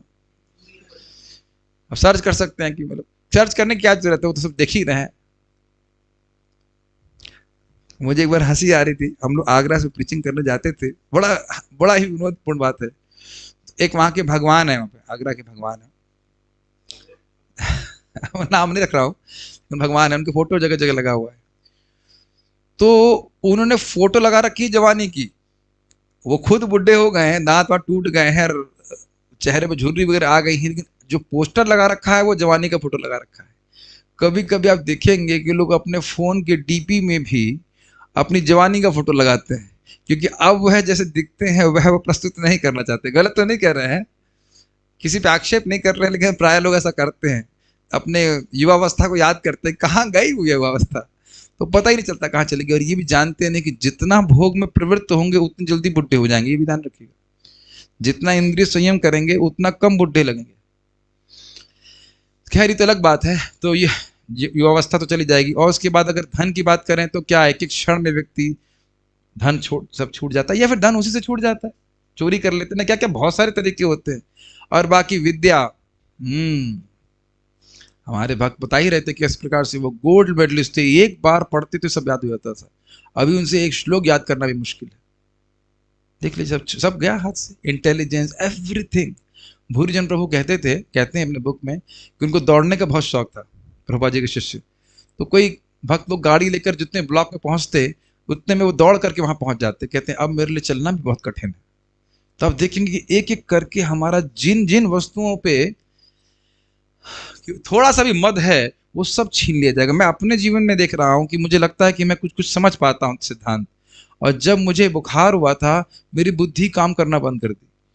गीता का तात्पर्य, प्रभुपाद जी का तात्पर्य मुझे कुछ समझ में आना बंद कर दिया था। हमने कहा इससे पहले कि ये परमानेंट हो हमें कुछ प्रीचिंग कर लेनी चाहिए समझ रहा है मेरी बात भाई? बुढ़ापे में तो सब भूलना ही है, इससे पहले कि सब भूल जाएं कुछ तो प्रचार कर लेना चाहिए। तो इसलिए ये समझ लीजिएगा कि जो जो वस्तुएं अपने हमारे कर्मानुसार हमको प्राप्त हैं, जो कुछ भी है वह हमेशा हमारे पास नहीं रहने वाली। तो इसलिए कभी नहीं सोचना चाहिए कि वस्तुएं मेरी हैं। जब तक है उन्हें भगवान की सेवा में लगाना चाहिए। आप इस संबंध में परम पूज्य भक्ति रसामृत महाराज का बहुत सुंदर उदाहरण देते हैं। वो कह रहे थे कि मान लीजिए हम समुद्र में डूब रहे हों। विचार कीजिए कि हम समुद्र में डूब रहे हों तो इन 4 चीजों का क्या उपयोग है। हम बहुत उच्च कुल में पैदा हुए फिर भी डूबेगा। अरे बड़े पैसे मेरे जेब में देखो फिर भी डूबेगा। अरे भैया बहुत विद्या, अरे फिर भी डूबेगा। देख नहीं रहे मैं कितना सुंदर हूं, मिस्टर यूनिवर्स बना था, मिस यूनिवर्स बना, तो फिर भी डूबेगा। समझ रहे हैं? ये चारों चीजें मेरे को समुद्र में डूबने से रक्षा नहीं कर सकती। जब मैं बोलूंगा हरे कृष्णा कृष्णा कृष्णा हरे हरे, हरे राम राम राम हरे हरे, भगवान इस जन्म मृत्यु रूपी समुद्र से हमको बाहर निकाल पाएंगे। ये सब चीजें हमारी बिल्कुल मदद नहीं करने वाली। तो नाम जब करने से भावना आने लगती है, समझ में आने लगता है कि हम इन चीजों का आश्रय नहीं ले सकते। ये हो सकता है वस्तु में हमारे पास हो, but we don't take shelter of these things. हम इनका आश्रय नहीं ले रहे हैं, आश्रय भगवान का ले रहे हैं। भगवान की भक्ति कर रहे हैं कि भगवान रक्षा करेंगे तो हमें समुद्र से बाहर निकल सकते। ठीक है, ये तो हम लोग कई बार सुन चुके हैं ना, कृष्णा कृष्णा महाबाहो भक्ता नाम भयंकर त्वमेको दह्यमानानाम अपवर्गोसि संसृते। वहां पे वही बात बोली गई ना, त्वमेको दह्यमान, आप अकेले ही हैं जो जलने वाले जीवों का उद्धार कर सकते हैं। कोई ये योग्यता इसको सॉल्व नहीं कर सकती। तो इसलिए प्रभुपाद जी कह रहे हैं कि कुछ समय के लिए प्राप्त हैं और उसमें मदहांध होकर के व्यक्ति भगवान की शरण न लेके इन वस्तुओं का शरण लेने का प्रयास करता है। फलस्वरूप भौतिकता के नशे में चूर ऐसे लोग भगवान का पवित्र नाम लेने तथा भाव विभोर होकर हे गोविंद हे कृष्ण संबोधित करने में अक्षम हो जाते हैं। अब इससे पहले कि हम जाएं आगे, थोड़ा विचार कीजिए। वैसे ये कोई इतना मुश्किल बात नहीं है, लेकिन मंदिर में या ऐसे भी भगवान का स्मरण करके ये प्रार्थना करना कि भगवान मैं अनादिकाल से आपको भूला हुआ हूँ, मैं आपकी शरण में हूँ, आप मेरी रक्षा कीजिए, मुझे स्वीकार कीजिए। देखिए कि ये भाव लाना कितना कठिन होता है। क्यों पता है? क्योंकि हम सोचते हैं हम योग्य व्यक्ति हैं। जेन्युइनली ये भाव लाना कि भगवान मेरी गलती है, मैं आपसे विमुख हूँ, मैं आपकी शरण में हूँ, ये अहंकार के ही कारण व्यक्ति बड़ा कठिन अनुभव करता है इसको सिंसियरली बोल पाने में। ये अपने हृदय में आप चेक कीजिएगा। मान लीजिए हम कीर्तन लीड कर रहे हैं, महाराज इसको कई बार बोलते हैं सच्चिदानंद महाराज कि ये भाव से कीर्तन करें कि भगवान हम अनंत जन्मों से आपको भूले हुए हैं, अनादिकाल से भूले हुए हैं, हम आपकी शरण में आए हैं, आप हमें स्वीकार कर लीजिए। ये भाव हो, कितना अच्छा हमारे चैंटिंग हो जाएगा। Is it not? ये अच्छा भाव है भगवान को नाम पुकार करने का। नहीं है कोई बात नहीं, तो नाम उच्चारण तो कैसे भी कीजिए, अच्छा ही है, लेकिन ये भाव बहुत अट्रैक्टिव है ना अगर ऐसा हो। शास्त्रों में कहा गया है कि भगवान का पवित्र नाम एक बार भी लेने से पापी इतने पापों से मुक्त हो जाता है जितने वह कर भी नहीं सकता। इसलिए आप पाप कर सकते हैं और नाम उच्चारण कर सकते हैं। ये तो लाइसेंस दे रहे हैं ना सर? नहीं, ऐसा नहीं करना है। नाम जब करने वाला व्यक्ति प्रयास करता है कि भूल के भी पाप ना हो, लेकिन बात यही है कि इतने पाप वो कर भी नहीं सकता जितना कि पाप वो नाश कर सकते हैं भगवान का नाम। इसको ऐसे समझ लेना चाहिए कि जैसे मान लीजिए कोई तृण है तो इतना तो गर्म नहीं हो सकता ना कि समुद्र में डालेंगे और समुद्र उबल जाएगा। कहेगा भाई ये तो बहुत गर्म है, ऐसा तो नहीं कर सकते। तो समुद्र के अंदर जितना ताप को कम करने की शक्ति है उतना तो तृण में, क्या पूरे विश्व के तृणों में शक्ति नहीं है? भगवान का पावन नाम लेने में इतनी शक्ति है। इस कथन में तनिक भी अतियुक्ति नहीं है, मतलब बिल्कुल नहीं सोचना चाहिए कि ये बढ़ा चढ़ा करके बोला गया है। सचमुच भगवान के पवित्र नाम में ऐसी प्रबल शक्ति है, लेकिन ऐसा नाम लेने में गुणवत्ता या गुणता होनी चाहिए। ये भाव की गुणवत्ता पर निर्भर करता है। एक असहाय व्यक्ति भगवान का नाम भाव विभोर होकर ले सकता है, लेकिन यदि उसी नाम को कोई भौतिकता से संपन्न व्यक्ति लेता है तो उसमें उतनी निष्ठा नहीं हो सकती। कहने का आश्चर्य समझ रहे हैं? जैसे फिर सोचिए, हम समुद्र में डूब रहे हैं तब भी ऐसे हम बोलेंगे ना, सेव मी, मुझे बचाए, मुझे बचाइए, मुझे बचाइए, मुझे बचाइए। क्या हम इस प्रकार से बोलेंगे? आप समझ लीजिए, अपने को विचार कीजिए कि हम समुद्र में डूब रहे हैं तो क्या इस प्रकार से बोलेंगे? बताइए। इस पे एक भक्त बता रहे थे कि हम अगर इस प्रकार से जप करें, मेरे लिए भी संभव नहीं, लेकिन शिक्षा बड़ी सुंदर है। याद आती है कि हमारा एक एक महामंत्र हमारा आखिरी महामंत्र है, तो कितना अंतर आ जाएगा। तो ये देखिए, सारा गेम इंटेंसिटी का भी है। साधना में भी कितने कितने तत्परता से वह नाम जप का आश्रय ले रहा है, उसका बड़ा प्रभाव होता है। मैं भक्तों को सुबह बता ही रहा था कि आप एक्सपेरिमेंट करके देख लेना, और क्लास के बाद भी एक्सपेरिमेंट कर सकते हैं। आप जब कीजिए और ईमेल चेक कीजिए, काफी अच्छा तरीका होता है जब करने का। जब अच्छा, जब भी हो रहा है ईमेल भी चेक हो रही, क्या दिक्कत? टाइम मैनेजमेंट अच्छा हो रहा है तो जब भी करें ईमेल भी चेक करें, देखिएगा कैसा लगता है। और आप एकदम एकाग्र मन से जब करने का प्रयास कीजिए, तुरंत आपको अंतर महसूस होगा। नहीं होता है? इमीडिएटली जैसे हम इधर जब की तो क्लास नहीं देने वाले, लेकिन जब भी कर रहे होते हैं प्राय हम तो उसको देखते हैं, क्षमा कीजिएगा माता जी लोग में ज़्यादा देखते हैं, एक माता जी बोल रही है दूसरी जब कर रही है, फिर इधर वाली चुप, उसका मौका चालू हो गया तो वो जब करना शुरू करी इधर बोलना चालू करी। हाँ हाँ हाँ, तो क्या ये जब का तरीका है? वो तो मस्त है अपने जीवन में। देखिए हम ये नहीं बोले सारे लोग ऐसा कर रहे हैं, प्रभु जी लोग भी ऐसा करते ही, सब लोग इसको नहीं पता है, लेकिन अगर गंभीरता से करें कि नहीं यही मुझको बचाने का एकमात्र तरीका है, भगवान के पास जाने का, इस जन्म मृत्यु के चक्र में जब पिस रहा हूं मैं या रही हूं, जो भी कह लीजिए, इससे एकमात्र तरीका, जैसे like holding on to a rope. मान लीजिए हम एक ऐसे कुएं में पड़े हों जहां बिच्छू हैं, सर्प हैं, डसने के लिए तैयार है, तब भी आप रस्सी को आराम से पकड़ेंगे, तब भी कहेंगे बड़ा दर्द हो रहा है हाथ में पकड़ने के लिए, कोई और मेरे लिए पकड़ ले, मेरी गर्दन में बांध दे उठा ले, ऐसा नहीं। कभी कभी लोग ऐसे सोचते ब्लेसिंग दे दीजिए, ये कर दिया, तेरी ब्लेसिंग से होता, तो हम अपने खुद ही को ब्लेसिंग नहीं कर लेते, शुभ कृष्णदास भगत बन जाए। प्रयास करना होता है। ये मैं जानबूझ करके इस अंश को इसी तरह से समझा रहा हूं कि नाम उच्चारण करते समय हम इस प्रकार की ईगरनेस रहेगी तो हमारी प्रकृति बहुत तीव्र होगी। भौतिकता के मद में फूला रहने वाला व्यक्ति यदा कदा भगवान का पवित्र नाम जप सकता है, लेकिन वह गुणवत्ता पूर्वक नाम लेने में अक्षम रहता है। देखिए इसका बड़ा महत्व है। अगर हम वाकई भगवान के पास जाना चाहते हैं तो हम जानते हैं ना कि 16 माला के जप के द्वारा हम भगवान के पास चले जाएंगे। तो उसको मैं कई बार बोलता हूँ दांत से पकड़ लेंगे। आप इसका वाक्य का अर्थ समझते हैं? किसी को किसी वस्तु को दांत से पकड़ लेना मतलब एकदम holding on to this instruction कि भाई यही यही एक हमारा जीवन का एकमात्र तरीका है जिसके द्वारा हम भगवान के पास पहुंच जाएंगे। उसको सबसे अधिक प्राथमिकता देंगे। ये नहीं कि टाइम बचा, अब दिन भर समाप्त हो गया, अच्छा माला भी करनी, चलो शुरू करते हैं। हाँ नेक्स्ट आज सीरियल कौन सा आ रहा है, कौन सा हीरो आ रहा है, हरे कृष्ण कृष्ण कृष्ण हरे हरे राम। एक बार हमें घर में गए थे तो बोले हमारी लड़की भी 16 माला करती है। अच्छा बड़ी अच्छी बात है, प्रसन्नता तो होती है, कुछ सुनते हैं। अगले दिन सुबह हम लोग जब कर रहे हैं तो कैसे कर रही है, टीवी देखकर न्यूज आ रहा है हरे कृष्ण कृष्ण कृष्ण हरे हरे हरे राम। तो अब देख रहे हैं कि वहां उस प्रकार के जप में और सुबह आप एक निष्ठ भाव से जप करते हैं, उसमें कितना अंतर होता है। तो यही प्रभुपाद जी कहना है। एक संबंध में सच्ची घटना बता रहा हूँ। शुद्ध ही प्रभु बता रहे थे, वो अफ्रीका में गए थे प्रचार करने के लिए। तो एक दिन ऐसा हुआ कि वहां थोड़े खतरनाक लोग रहते हैं, तो एक डाकुओं का गैंग आ गया उनके मंदिर में और उनको पकड़ लिया और वो भी सामान लूट रहे थे। और उनकी कन पट्टी पे पिस्तौल या जो भी हथियार रख दिया।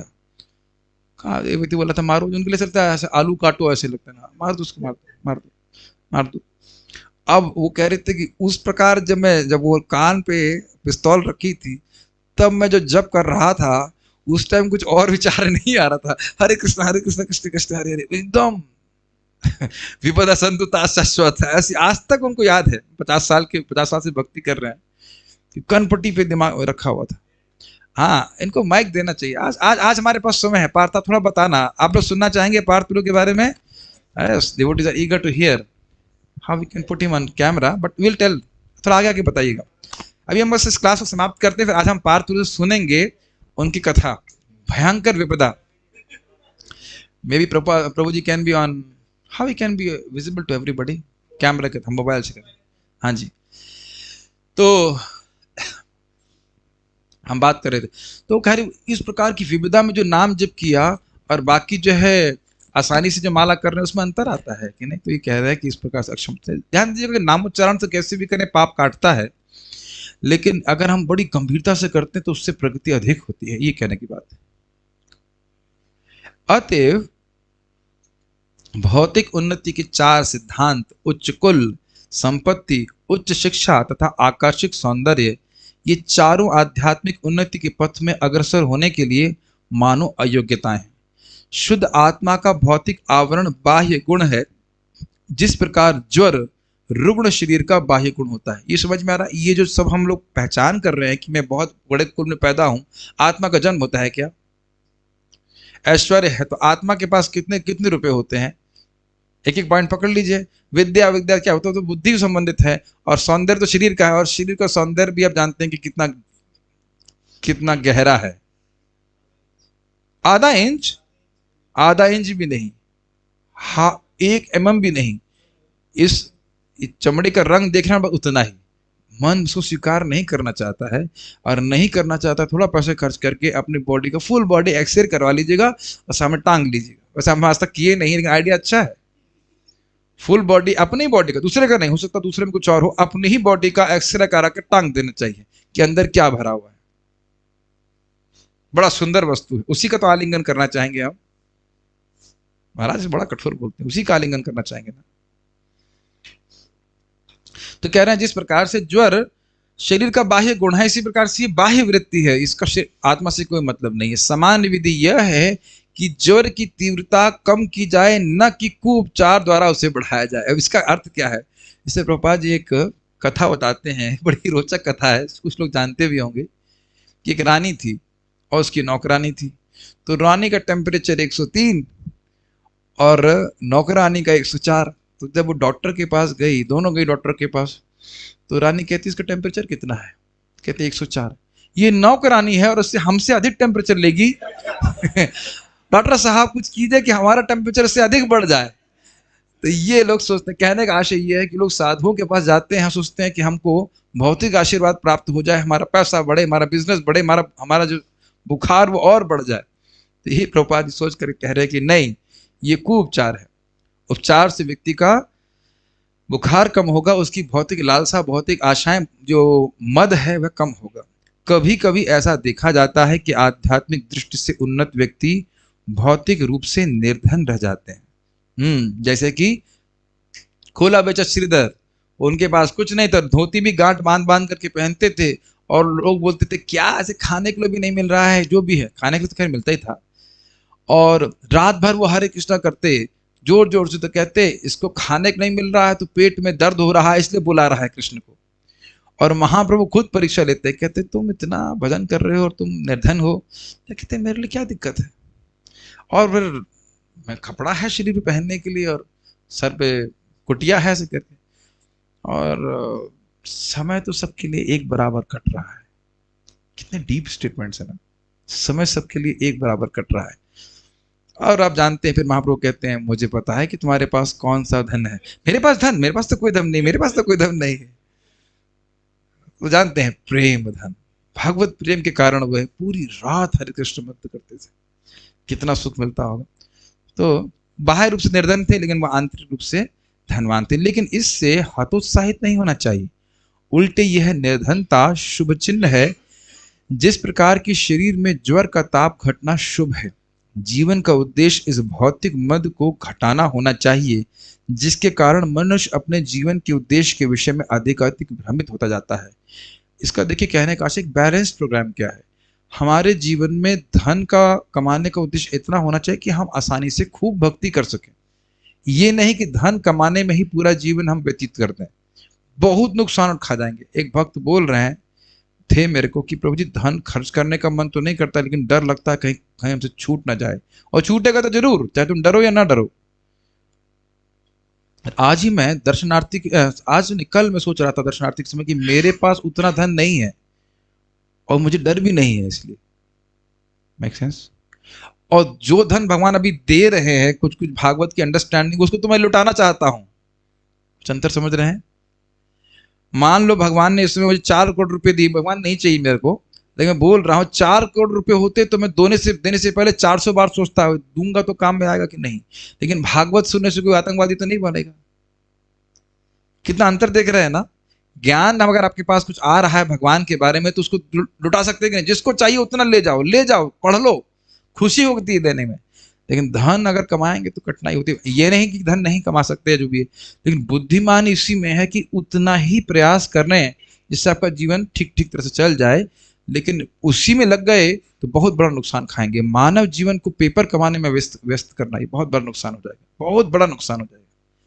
क्योंकि सारा धन देकर भी हम भागवत दोबारा पढ़ने का समय प्राप्त नहीं कर पाएंगे, जप करने का समय वापस प्राप्त नहीं कर पाएंगे। आपको लग रहा हो कि ये सब बातें क्यों बोलते हैं? क्योंकि ये सब होते हुए हम देखते हैं। कम से कम सुबह और शाम, हर सुबह हर शाम राधा माधव के नाम, ये प्रिंसिपल होना चाहिए। केवल एक शाम नहीं, समझ रहे हैं? नहीं, हाँ, एक शाम राधा माधव के नाम नहीं, हर शाम, हर दिन, हर सुबह भगवान के नाम होना चाहिए। Then will be happy. जिसके कारण मनुष्य अपने जीवन के उद्देश्य के विषय में अधिकाधिक भ्रमित होता रहता है। इस प्रकार से मोहग्रस्त व्यक्ति भगवत धाम जाने के लिए सर्वथा अनुपयुक्त हैं, जो इस जगत में महान बनने के प्रयास में रत हैं। तो आप ये समझ ही लिए कि ये श्लोक बहुत सुंदर था, मुझे तो बहुत अच्छा लगा। तो हमने, कोई भक्त बोल रहे थे समराइज कर दीजिए। समरी ये है कि जो व्यक्ति जन्म, ऐश्वर्य, विद्या और सौंदर्य को बढ़ा रहे हैं या उसके बढ़ते हुए मत से मदान्ध हैं, ऐसे व्यक्ति कभी भगवान का नाम उच्चारण नहीं कर पाते। और भगवान तो जो लोग भौतिक रूप से एग्जॉस्ट हो चुके हैं, जो कुछ नहीं मानते कि जगत में न कुछ है, उन्हीं के वो विषयभूत होते हैं। तो व्यक्ति को शिक्षा ये है, एटलीस्ट ये शिक्षा है कि व्यक्ति को भौतिक वस्तुओं को बढ़ाने की बजाय आध्यात्मिक संपद बढ़ाने में रुचि रखनी चाहिए। मैं प्रश्न देखता हूँ, ये पहले पार्थ प्रभु का हम कुछ एक छोटे से स्टोरी लेंगे, लेकिन अच्छा होता कि उनका वीडियो भी भक्त लोग देख पाते। How is it possible, can it be effective? क्या यार, पार्थ प्रभु को सब जानते ही हैं, लेकिन स्टोरी लंबी हो जाएगी, तो एक क्लास आपकी कल वाली करा देते हैं उसके ऊपर। तो कल कल कल अनाउंस कर दूं भक्तों के लिए, आप देंगे क्लास? ठीक है, तो कल हम पार्थ प्रभु से सुनेंगे महान विपदा से कैसे मुक्त हुए। ठीक है, आपको यही आसन पे बैठ के करना होगा। गा मैं आपके दूंगा, कीर्तन में आपके लिए गा दूंगा। ठीक है, पर क्योंकि कल का श्लोक तो और लंबा है। वैसे 10 मिनट तो हम कुछ बता ही सकते हैं, 10 मिनट्स। ठीक है, 15 मिनट में प्रभु जी 15 मिनट मांग रहे हैं, 15 मिनट है आप लोगों के पास, बड़ी ड्रामेटिक स्टोरी है। But put him on spotlight, how will put him on spotlight Swami? Okay, आप थोड़ा आगे आ जाओ तो इस कैमरे को घुमा सकता हूं, then it is quite possible. Let's see, Krishna give me, टूट गया क्या?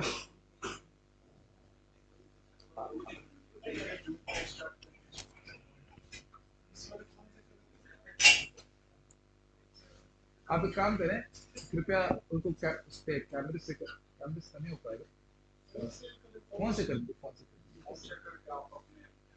आई think you can come now. Yes, now part close. Yes, you want spotlight now, speak प्रभु।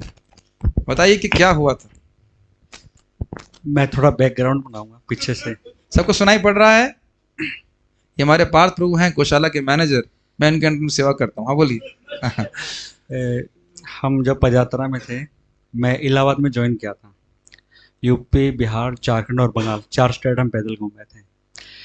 पदयात्रा में एक मैंने ये चीज़ देखी, जो अमीर लोग होते थे वो बुक्स नहीं लेते थे, इग्नोर करते थे, क्या बेच रहे हो बिजनेस। बट जैसे मैं झारखंड में गए थे, हम जंगलों के बीच में से, हर गरीब आदमी बुक्स ले रहा था। तो एक मेरे को अभी भी वो याद है, एक छवि। मैं रथ के पीछे चल रहा था, कृष्णा बुक थी, और हम मैगजीन बांटते थे, बैक टू गॉड है मैगजीन। वो हमारे एक दिन के अंदर 1000 मैगजीन डिस्ट्रीब्यूट होती थी, मतलब झारखंड के एरिया में, जंगलों में। ओके। तो एक लेडीज आई, झोंपड़ी में, एकदम बहुत ज़्यादा गरीब, 4-5 बच्चे थे, बहुत ही ज़्यादा गरीब थी। तो मैंने सोचा लेगी नहीं, मैंने उसको एक मैगजीन दी। तो उसने मेरी कृष्णा बुक देखी मेरे हाथ में, कह रहा ये दिखाना। मैंने उसको दिखाई, कह रहा बहुत सुंदर फोटो है, कितने की है? मैंने कहा 120 रुपये की। कह रहा मैं ये लूँगी। फिर वो अंदर गई, 15 मिनट नहीं आई। मैंने कहा बहुत टाइम लगा दिया इसने, लगी नहीं लगी, टाइम वेस्ट कर रही है। और रथ भी आगे निकल गया था। वो 10-10 रुपये इकट्ठे करके लेके आई थी, मतलब उसने कृष्णा बुक ली और उसने ऐसे माथे के लगाया। मेरे को मतलब ऐसा लगा भी महाप्रभु की जो वाणी है एकदम सत्य हो रही है। तो ऐसे मतलब झारखंड ऐसा नहीं है बिल्कुल गंदा है। बहुत लोगों ने, आदिवासी लोगों ने, जैसे हम कोई गांव में रुकते तो औरतें मतलब शराब पीती, वहाँ पे ताड़ी शराब पी के गौर आरती में नाच रहे ऐसे। तो अगर इस प्रकार का मद है तो आप कीर्तन में नाच सकते हैं। ठीक है, महाप्रभु की उस टाइम हमें कोई जैसे कोई डर नहीं था। जैसे हम झारखंड में जो गाँव है ना, जंगलों में होते हैं एकदम, मतलब पूरा जंगल है। तो हम मच्छरदानी में दूर दूर सोते थे भी, सुबह प्रभु जी जल्दी ना उठाए। ठीक है। तो कोई भय नहीं था, लोग भी शराब पीते थे, सब आरती में नाच रहे हैं, हमें कोई भय नहीं था उनसे। तो फिर हम धनबाद गए, गिरिडीह। धनबाद और गिरिडीह 2 डिस्ट्रिक्ट है। धनबाद मतलब बहुत फेमस सिटी है, उसके बाद गिरिडीह। तो फिर ऐसे बुक डिस्ट्रीब्यूशन करते जा रहे थे। उससे पहले वहाँ पे गए थे जहाँ महाप्रभु चरण चिन्ह है, जो चरण पहाड़ी है महाप्रभु की, वहाँ पे हमारी रिकॉर्ड बुक डिस्ट्रीब्यूशन हुई थी, 480 भगवत गीता डिस्ट्रीब्यूशन हुई थी 1 to 1। बताइए, और जबरदस्त। मैंने 80 बुक भगवत गीता डिस्ट्रीब्यूशन की थी उस दिन। Oh very good. और 3 सेट, मतलब प्रभुपाद जी की कंप्लीट बुक्स 3 सेट, मतलब लोग पीछे पेड़ पड़ के ले रहे थे हमारे, मतलब पीछे कि भी हमें दो हमें दो। तो मैंने देखा भी महाप्रभु का उस एरिया में बहुत ज्यादा असर था, मतलब अभी तक। हाँ, झारखंड में तो पहले उन्हें किया ही। हाँ, हाँ वो चरण पाड़ी पे हाथी जी के जी। सबके चिन्ह हैं, चलो वो हो गया। फिर उसके बाद फिर हम गए, फिर हमें ना, जैसे जो पदयात्रा के डिवोटी होते हैं वो हर साल ब्रजमंडल परिक्रमा में आते हैं, आपको पता है, सालों साल से हाँ गौरनीता ही आते हैं छोटे। पर उस साल आचार्य प्रभु कह रहे इस साल हम नहीं जाएंगे। कह रहे मैंने एक गाड़ी वो बुक्स मंगा ली मुंबई से, भगवत गीता हिंदी की, और हम 1 या 2 महीने के बाद बंगाल में एंटर कर जाएंगे, तो बंगाल में कोई हिंदी बुक्स लेगा नहीं, तो ये बिहार झारखंड में भी डिस्ट्रीब्यूट करनी है, तो इस बार हम ब्रजमंडल में जाएंगे। हम सब दुखी हो गए थे, हम यार क्या कैसे इंचार्ज हैं, लालची हैं। तो मतलब हम सब दुखी थे, बस हमारे एक प्रभु जी को छोड़ के, आचार्य प्रभु को छोड़ के भी, ये पदार्थ हम नहीं जा रहे, वो ब्रजमंडल में नहीं जा रहे, वृंदावन आने का बड़ी इच्छा थी। तो भगवान का अरेंजमेंट भी है ये। तो फिर हम जब धनबाद से गिरिडीह की तरफ जा रहे थे, तो जंगलों में हम चलते थे, जैसे हम जंगल में सो जाते थे, बेरत चल रहा है चलने दो, थोड़ा आलस आ जाता, भी रेस्ट कर लिया, कोई डर नहीं था, बिल्कुल डर नहीं था, जंगल में सो गए। तो फिर एक गांव था पंडरी, पंडरी गांव से पहले एक प्रभु जी एडवांस पार्टी करके आए थे, एक गांव में हमें स्कूल में रुकना था, मतलब 10 किलोमीटर था। हम उस गांव में पहुंचे, भयंकर गर्मी थी, पूरे एकदम झुलस गए थे हम। उस स्कूल के प्रिंसिपल ने मना कर दिया भी आप नहीं रुक सकते। हम पहले दिन एडवांस पार्टी करके आए, सब था, वो क्या भी हाँ आइए आपका स्वागत है, बट वो भगवान का अरेंजमेंट था, उसने मना कर दिया भी नहीं रुक सकते, हम धार्मिक लोगों को मंदिर में नहीं रुक सकते, सरकारी स्कूल है, गवर्नमेंट एक्शन ले सकती है हमारे पे। हम बहुत रिक्वेस्ट किए भी, बहुत गर्मी है, बैल नहीं चलेंगे, हमारे भक्त भी, आचार्य प्रभु ने बहुत रिक्वेस्ट की, वो मानना ही नहीं, वो कह रहे नहीं नहीं पॉसिबल ही नहीं है। तो फिर आचार्य प्रभु कहते भी हमें 5 किलोमीटर रोज चलना पड़ेगा, एक पंडरी गाँव है। तो हम सब मन में गालियां दे रहे थे, कैसे इंचार्ज है, कोई एडवांस पार्टी करने नहीं आ रही, ये सब। और बैल भी नहीं चल रहे थे, एक बैल इधर खींच रहा है, एक इधर खींच रहा है, एक बैलगाड़ी जो होती है ना, इधर उधर खींच रहे थे, बैल भी नहीं, अपस्कून हो रहे थे बहुत ज्यादा, बैल नहीं चल रहे थे। फिर हम पहुंच गए उस गाँव में, पंडरी गाँव में। वो गाँव नहीं, झोंपड़पट्टी टाइप का गाँव, वहाँ पे मतलब पक्के मकान नहीं होते सब। एक रोड था, एक रोड के साइड में पूरी झोंपड़ी जैसा गाँव पूरा, और रोड के उस साइड एक स्कूल था, और स्कूल और एक पशुओं का हॉस्पिटल, उनके बीच में 500 मीटर का गैप था, यहाँ से मतलब वीआईची इतना, उसके बीच में एक चबूतरा, हम वहाँ हम रुके, कोई लाइट लाइट कुछ नहीं हो उस एरिया में, और पीछे नदी थी, पूरा जंगल। तो उस दिन हमारी बुक्स भी आ गई थी, एक बड़ी पिकअप भर के। और इस्कॉन के भक्त हैं तो लैपटॉप लैपटॉप स्मार्टफोन तो नहीं थे, सिंपल फ़ोन थे सब। खाना पीना हलवा हलवा बन रहा था, लोगों ने देखा भी पैसे वाले बाबे हैं तो फिर क्या हुआ, तो बुक डिस्ट्रीब्यूशन हुआ, अनाउंसमेंट हुआ, हलवा प्रसारण हुआ, सब जो रेगुलर प्रोग्राम था वो सब हो गया। तो स्कूल के अंदर मैं और एक धीर नायक प्रभु है, अभी भी पदयात्रा में, वो बंगाल पदयात्रा के इंचार्ज है अभी, वो, मैं, एक यशोवर्धन, वो सबसे ज़्यादा आलसी है। पूरी रात लड़ाई हुई, गोलियां चली, वो उठा ही थी, वो उठा आराम से 5 बजे फिर सुबह उठ के पूछ रहे क्या हुआ रात को, हम उठा रहे हैं उसको। तो वो हम 3 लोग स्कूल में सो रहे थे, बाकी सब लोग मतलब हॉस्पिटल में। उसमें एक प्रभुपाद जी के शिष्य भी हैं, क्या नाम है उनका, पता नहीं, भूल गया मैं। अखिलधर। हाँ, अखिलधर प्रभु, वो भी पदयात्रा में थे। और 3 लोग, एक पारसखा प्रभु, एक बलराम बिहार के ब्रह्मचारी था, और एक वो प्रभु जी आए थे ना, मंगल को प्रभु, ये 3 लोग चबूतरे पे सो रहे थे रथ के पास। तो कोई भय बात हमारे को था ही नहीं, हम ऐसे ओपन सो रहे थे। तो पहले मैं अपनी स्टोरी बताता हूँ मेरे साइड में क्या हुआ। मैं जब रात को 12 बजे उठा, तो मेरे को चीखने की आवाज़ आई, बहुत ज़्यादा चीखने की। मेरे को ये लगा, क्योंकि उस दिन शाम को आरती में बहुत शराबी लोग आए थे, वो सेम हर जगह सेम एक्सपीरियंस था, शराबी आ रहे थे, नाच रहे थे। तो मैंने सोचा कोई शराबी आ गया होगा, हमारे भक्त उसको पीट रहे हैं, पर वो चीखने की आवाज़ थी हमारे भक्तों की। पर मैं उस टाइम ये सोच रहा था भाई गाँव के लोग आपस में लड़ रहे होंगे, वो रो रहे हैं ऐसे गंदी तरह से। तो मैंने धीर नायक को उठाया, पहले मैंने यशवर्धन को उठाया, वो कह रहा है यार तुम जाओ यार, मेरे को सोने दो। वो तो उठा नहीं, मैंने धीर नायक को उठाया, मैंने कहा यार चल देखते हैं। मैं आया बाहर, तो मैंने तो बाल्टी उठाई थी, प्लास्टिक की बाल्टी से पीट लेंगे किसी को और धीर नायक ने झाड़ू उठाई थी। तो पूरा एकदम अंधेरा, कुछ भी नहीं दिख रहा था। तो जैसे मैं बाहर आया, तो इतने में 4 आदमी इतने में मेरे को बलराम दिखा, जो बलराम प्रभु जी थे बिहार वाले, वो चबूतरे पे सो रहे थे, वो पूरा धूल मिट्टी में भरे हुए थे। तो मेरे माइंड में आया इसके अंदर भूत घुस गया। और वो मेरे को बाहर बाहर बाहर मत आइयो, बाहर मत आइयो, चिल्लाइयो मत, ऐसे बोल रहा था। मैंने कहा ऐसे क्यों बोल रहा है, धूल मिट्टी मेरा, मैंने सोचा भूत घुस गया। मैंने कहा क्या हुआ क्या हुआ? इतने में 4 आदमी आए पीछे से कूद के, तो उन्होंने मेरे यहाँ पे गन लगा दी थी। देखो भाई, विपदा संतु विपद आई। मैं गन लगा दी, तो मैं 5 मिनट के लिए, मेरे को मतलब भी ऐसा लग रहा था भी पेशाब आ जाएगा अंदर। मतलब इतना भय, अंधेरा, ऊपर से गन लगा दी, मेरा हाथ कांपने लगे, मेरी बाल्टी हाथ से गिर गई, जो भी है। मैंने कहा हाँ भैया बोलो, शोर नहीं मचाना, नहीं तो यहीं ठोक दिए जाओगे, ऐसा बोला उसने, ये वर्डिंग थी। मैंने कहा नहीं मचाऊंगा शोर, बिल्कुल नहीं मचाऊंगा। कह रहे क्या है तेरे पास? मैंने घड़ी पहनता था 24 घंटे, तो मैंने कहा ये घड़ी ले लो, मेरे पास कुछ नहीं है। कह रहे चुपचाप चले जाओ, बिल्कुल शोर नहीं मचाना, बचना है तो जिंदा रहना है। मैंने कहा ठीक है। मैं चला गया अंदर, हम तीनों अंदर चले गए दिन नायक में। बलराम आया, बलराम दीवार कूद के वापस गया, क्योंकि हमारे 3-4 लाख रुपए थे पदयात्रा में बुक्स के, वो बचाने थे। और वो बलराम थोड़ा स्ट्रॉन्ग था, बिहार एरिया का था ना, वो स्ट्रॉन्ग था, वो चला गया वापस। हम रूम में आ गए, तो रूम में आके बैठ के हम खिड़की से देख रहे थे, खिड़की से दिख ही नहीं रहा था कुछ भी, क्या हो रहा है बाहर। फिर मेरे को दिमाग में आया गेट तो बंद कर लूँ अंदर। अंदर भी आ जाओ। फिर मैंने गेट बंद किया अंदर से। तो ये सब सीन मैंने देखा। तो उसके बाद क्या हुआ, वहाँ पे जाते हैं पीछे चबूतरे पे। स्टार्टिंग में क्या हुआ, ये तो मेरे पास की स्टोरी है। चबूतरे पे पारसगा प्रभु, वो मंगल गो प्रभु और बलराम, ये 3 लोग सो रहे थे। तो पारसका प्रभु को देखा भी 15 आदमी आ रहे हैं और वो पत्थर उठा रहे हैं, पत्थर उठा के उनको मारने वाले थे भी, मार के बेहोश कर देंगे जो भी है। तो उसने देखा कौन कौन, उसने शोर मचाया ना, इतने में ऊपर आ गए वो। तो पारसका प्रभु साइड में हो गए, बलराम बलराम निकला, बलराम को उन्होंने दबाया, वो मिट्टी माटी में लोटपोट हुआ, मतलब मार रहे, तो उसको दौड़ के हमारी तरफ आया। तो मैंने उसको पूछा क्या हुआ, वो स्टोरी थी। और जो मनसुख प्रभु थे, ये थोड़े स्ट्रोंग थे, महाराष्ट्र के हैं। इन्होंने मच्छरदानी में से शोर मचाना शुरू कर दिया।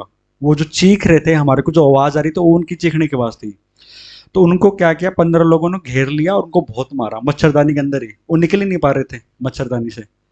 तो उनका मतलब यहाँ से सर फट गया था, ये पूरा एकदम बहुत मारा था, मतलब बहुत बुरी हालत थी इनकी, सुबह यहाँ से पूरा फट गया था। पर वो इतने मतलब पता नहीं समझ नहीं पा रहे, वो शोर मचाई रहे, तो वो और मारी जा रहे थे वो। अगर वो शोर नहीं मचाते तो नहीं मारते थे, और वो मच्छरदानी से निकल नहीं पा रहे।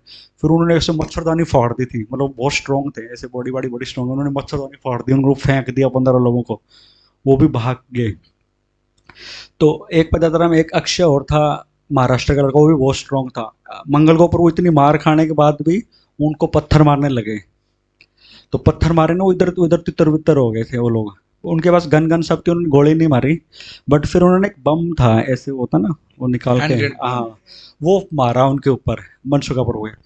मनसुख और अक्षय के यहाँ से निकले, 2 मारे थे उन्होंने, यहाँ से निकला और दीवार फट गई, और यहाँ पे उनके छर्रे लगे, यहाँ से उनका फट गया था सर, तो दीवार फट गई। जब वो हैंड ग्रेनेड मारा था, तो मेरे पास तो ये पहले सीन हो गया था, मेरे पास तो आ चुके थे, मैं तो अंदर रूम में था। जब हैंड ग्रेनेड मारा, मेरे को लगा भी भक्तों की गोली मार दी। फिर हम वो जो नर्सिंग आरती थी, मैंने और धीर नायक ने कही रो के, लिटरली मैं तो रो रहा था एकदम, मैंने कहा भगवान रक्षा करो। तो वो जो बम था, उसकी आवाज़ थाने तक गई थी, वहाँ से 5 किलोमीटर दूर पुलिस थाना था, पुलिस आ गई थी, क्योंकि वहाँ पे ना वो पुल उड़ा देते हैं नक्सलवादी, जो गुंडे हैं वहाँ के, और फिर ट्रकों को लूटते हैं। तो पुलिस को आवाज़ गई वो बम की, तो पुलिस ने सोचा भी वो पुल उड़ा दिया, तो पुलिस की गाड़ियाँ भर के आई 3-4। उन भी 5 मिनट में, जब हम रो रहे थे, नरसिंह आरती कर रहे थे, 5 मिनट के अंदर पुलिस आ गई। तो मैं देख रहा था पुलिस के सामने वो गुंडे भाग रहे थे सब। फिर जब उन्होंने बम मारा था, तो उस टाइम वो 10 मिनट के अंदर अंदर कुछ और सीन हुआ था। बम मारने के बाद ये सब हट गए पीछे, हमारे डिवोटी भी, अब तो कोई फ़ायदा नहीं है बिन से लड़के, तो वो सब छत पे चले गए। तो आचार्य प्रभु, अखिलधरा प्रभु, जो हमारे अकाउंट के थे डिवोटी, तो एक रूम में रुके थे। एक रूम था, रूम के बाहर एक बरामदा, उसमें एक गेट लगा था, जैसे हमारा G6 रूम है, बाहर बरामदा, इस टाइप का रूम था वो, अंदर टॉयलेट था अटैच। तो उन्होंने क्या किया, 3-4 लाख रुपए तक टॉयलेट में रख दिए, और उसके ऐसे सिंपल सी कुंडी लगा दी, रूम के अंदर ही था वो। तो उन्होंने फिर एक झारखंड के भक्त था उसी एरिया का, गिरिडीह का, उसको पकड़ लिया, उसके यहाँ पे चक्कू लगा दिया ऐसे, उसके ऐसे ऐसे करने लगे, कह रहे गेट खोलो नहीं तो मारे। ऊपर वो चिल्ला रहा है, प्रभु जी गेट खोल दो, मेरे को मार देंगे। क्योंकि उसको पता था इस एरिया में छोड़ेंगे नहीं, मार देंगे। आचार्य प्रभु गेट नहीं खोल रहे, सोच रहे अभी ना मारे, वो ऐसे रगड़ने लगे, उसके बेचारे खून आने लगा था। कह रहे गेट खोलो, नहीं तो इसको मारे। वो बेचारा रोने लगा, अभी प्रभु जी खोल दो गेट। तो फिर आचार्य प्रभु ने गेट खोला, वो आ गए अंदर। आचार्य प्रभु ने लेक्चर देना शुरू किया। आचार्य लेक्चर सुन, प्रभु जी ने बोला हम साधु हैं, ये इतना बोला, प्रभु जी को मारा यहाँ पे सरिया, तो वो पूरा फट गया था उनका। तो फिर वो अंदर आ गए, पूरा अंधेरा था। तो बम फटने के बाद ये घटना हुई थी, मतलब 10 मिनट के अंदर अंदर ये सब सीन हुआ था। तो पुलिस चली, पुलिस को भी टाइम लगा ना आने में। तो वो सब जगह तलाशी ले लिया, सारे हमारे साइड बैग ले लिए, किसी घड़ी मोबाइल सब ले लिए, पर वो बाथरूम में नहीं जा पाए। जैसे वो बाथरूम में घुसने वाले थे, इतने में पुलिस आ गई थी, फिर वो भाग गए सब। तो मैं देख रहा था, मैं वहाँ खिड़की से देख रहा था ये सीन, में तो बाहर नहीं आया था, मैं वहां से देख रहा था, वो लोग भाग रहे थे पुलिस वालों के पीछे। पुलिस वालों ने कुछ नहीं किया, उनके गोली गाली भी नहीं मारे, कुछ भी नहीं। तो फिर सुबह हम बाहर आए। मैं जब बाहर निकला, पुलिस वाले ने बोला कौन, मैंने हाथ कर दिया, मैंने कहा मैं ब्रह्मचारी हूँ। वो पुलिस वाले मतलब ऐसे राइफल लेके ऐसे घूम रहे थे। मैंने कहा मैं यहीं का भक्त हूँ इनका। तो फिर सुबह मंगल आरती शुरू हुई, फिर हम मंगल आरती, मंगल के ऊपर वो ने मंगल आरती गाई थी। पुलिस वाला देख रहा बड़ा अजीब साधु यार, इतनी मार खाने के बाद ही मंगल आरती गा रहा है। फिर पुलिस आई थी, सब वो सीन हुआ। फिर एक भक्त की माला ले गए थे, वो भक्त कहते मेरी माला दिलवा दो, मेरे को कुछ नहीं चाहिए। फिर पुलिस वाला अधिकारी उनके गांव में गया, जो मेन लीडर था, जो माफिया था मेन, उसने कहा ठीक है महाराज, हम आपको माला दे देंगे वापस। तो मतलब पुलिस भी कुछ नहीं कर रही। पर जब दूसरे दिन हम गिरिडीह सिटी से एक पहले एक जगह रुके मंदिर में, पूरी रात नहीं सोया मैं, पत्ता हिलता तो आ गए आ गए ऐसे, मतलब पूरी रात सारे डिवोटी, मतलब जो निर्भीक थे वो तो सो गए थे, हम 4-5 ऐसे बैठे देख रहे थे, आ तो नहीं रहे आ तो नहीं रहे। फिर हम दूसरे दिन गिरिडीह में रुके, एसी रूम के अंदर हमें नींद नहीं आई। मैंने बैग पैक कर लिया था, फिर मैंने कहा मैं तो जा रहा हूँ भाई, मेरे से नहीं मार खा। फिर आचार्य पर मेरे को समझाया, अभी देखो भगवान रक्षा करते हैं वो, फिर मैं रुक गया। फिर एक स्टोरी और सुना सकता हूँ। एक स्टोरी और थी, भागलपुर के पास की स्टोरी है। फिर हम वहां से हमने गिरिडीह से आगे, हम पैदल नहीं चले, हम ट्रक में सारा सामान लोड किया, हम देवघर चले गए। देवघर ज्योतिर्लिंग है, 12 ज्योतिर्लिंग में से एक ज्योतिर्लिंग है देवघर। हम डायरेक्ट गए। फिर देवघर से हम दोबारा पैदल शुरू नहीं हुआ, फिर एक गाँव में एक झगड़ा हो गया। एक लड़का आया पागल सा था, रूपा जी के ऊपर मिट्टी फेंक दिया, रात को पत्थर बरसाए, पुलिस पूरी रात हमारे पहरा दिया। मतलब हर गांव में ये सीन छोटे छोटे होते रहते थे। पर ये भागलपुर वाला बड़ा इंटरेस्टिंग था। पारसा का पर वो ट्रैक्टर चला रहे थे, तो भागलपुर के एरिया में ना बहुत ज़्यादा ट्रैफिक जाम रहता है, वहाँ पे ये कंक्रीट का कुछ काम चलता रहता है। तो पारसा का पर एक स्कॉर्पियो गाड़ी आ रही थी, और वो जो स्कॉर्पियो का जो मालिक था, वो उस एरिया का सबसे बड़ा गुंडा था, मतलब उसके शराब के ठेके बहुत तगड़े माफिया थे। उसकी इस गाड़ी में हमारा ट्रैक्टर लग गया, उसका शीशा टूट गया। तो उसने बोला रोक, पारसा का बोला नहीं रोक रहा मैं, कह रहा हूँ कि राजा तेरे को देख लेंगे। वो हमारे ब्रह्मचारी भी ऐसे हैं थोड़े से कह रहे ठीक है अब आ रहे हैं, क्योंकि वो गाड़ी बहुत जाम था ना, गाड़ी घुमा नहीं पाया। तो पारसा का ट्रैक्टर लेके आ गए। तो जब हम रथ सब पहुंच गए, तो 15-20 मिनट बाद 3 स्कॉर्पियो भर के आई थी, उनके पास गन हॉकी सब। कह रहे निकालो साधु को बाहर, अभी बताते हैं। तो वो गांव वाले जो लोग थे मेरे को बोलते हैं महाराज किससे पंगा ले लिया आपने, ये तो छोड़ेंगे नहीं आपको, पुलिस भी डरती है इनसे। मैंने यार मेरे को तो पता ही नहीं कुछ। तो वो पारसा का वो अंदर गेट बंद करके बैठे, वो भी बाहर नहीं आ रहे वो कह रहे निकालो बाहर। तो फिर हम आचार्य प्रभु उनको बोलने लगे भी हम साधु हैं, हिंदू धर्म का प्रचार कर रहे हैं, आप भी हिंदू हैं। अरे नहीं महाराज, अगर रुकता तो बात अलग थी। उसने बोला कैसे, देख लूंगा, दिखाओ बाहर निकालो उसको। समझा रहे हो, समझ ही नहीं रहा। गांव वाले लोग भी कुछ नहीं बोले, बोले महाराज हम भी कुछ नहीं कर सकते, तो बहुत खतरनाक लोग हैं। तो फिर ऐसे करते करते आचार्य प्रभु बोले भी हम आपकी गाड़ी रिपेयर करवा दें। कह रहा हाँ ठीक है चलो बैठो। तो जैसे ही आचार्य प्रभु से उसने 10 मिनट बात की थी, तो उसका थोड़ा थोड़ा मन चेंज हो रहा था। तो आचार्य प्रभु पीछे नहीं नहीं महाराज अब आगे बैठो फ्रंट पे। देखिए। तो आचार्य प्रभु आगे बैठ के एक गीता ले ली थी प्रभुपाद जी की, वो बोनेट पे रख दी थी अंदर। तो चलने लगे। तो आचार्य प्रभु उसको बोलने लगे भी देखो आप भी हिंदू हैं, कौन हिंदू धर्म का प्रचार कर रहा है, भगवत गीता का सब प्रचार कर रही है वो। कह रहे ठीक है। वो थोड़ा ठंडा होने लगा। फिर उसने गीता उठाई, गीता खोली, गीता खोलती आचार्य प्रभु के पाँव पकड़ लिया उसने। बताइए। कह रहा महाराज माफ कर दो मेरे को, गलती होगी। कह रहा गाड़ी घुमाओ वापिस। गाड़ी लेके वापिस आए। कह रहा उस महाराज को निकालो जिसको मैंने गालियां दी थी। पार्सल का डर के बाहर नहीं आ रहे, कोई भरोसा नहीं इसको। फिर हम लेके आए भी, आओ आओ, नहीं अब उनका अलग हो गया। फिर वो बाहर आए, फिर उसने पाँव पकड़े, भी महाराज माफ़ कर दो, बहुत बड़ी गलती हो गई। कह रहे कल हमारे गांव में रुकोगे आप। तो उसने पूरा खाना का प्रसाद स्पॉन्सर किया और 15-20 गुंडे लेके आए, सबको प्रसाद खिलाया और डोनेशन भी दिया, और हमारे साथ कम से कम 4-5 किलोमीटर पैदल भी चला रथ के साथ। तो ये मतलब प्रभुपाद जी की गीता में एक शक्ति है, अभी उसने टच करते ही उसका हृदय परिवर्तन हो गया। अरे वाह,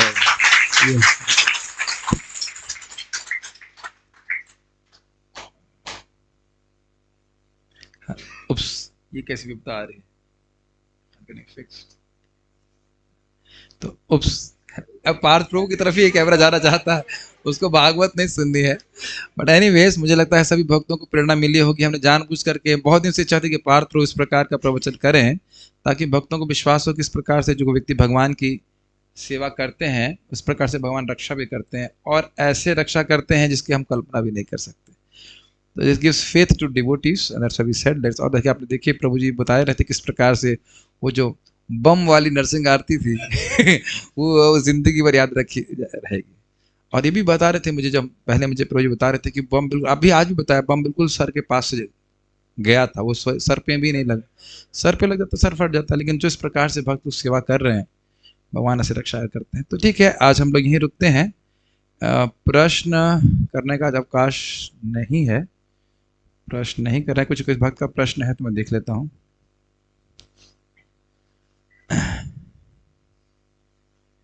मेरे पास कोई प्रश्न नहीं है।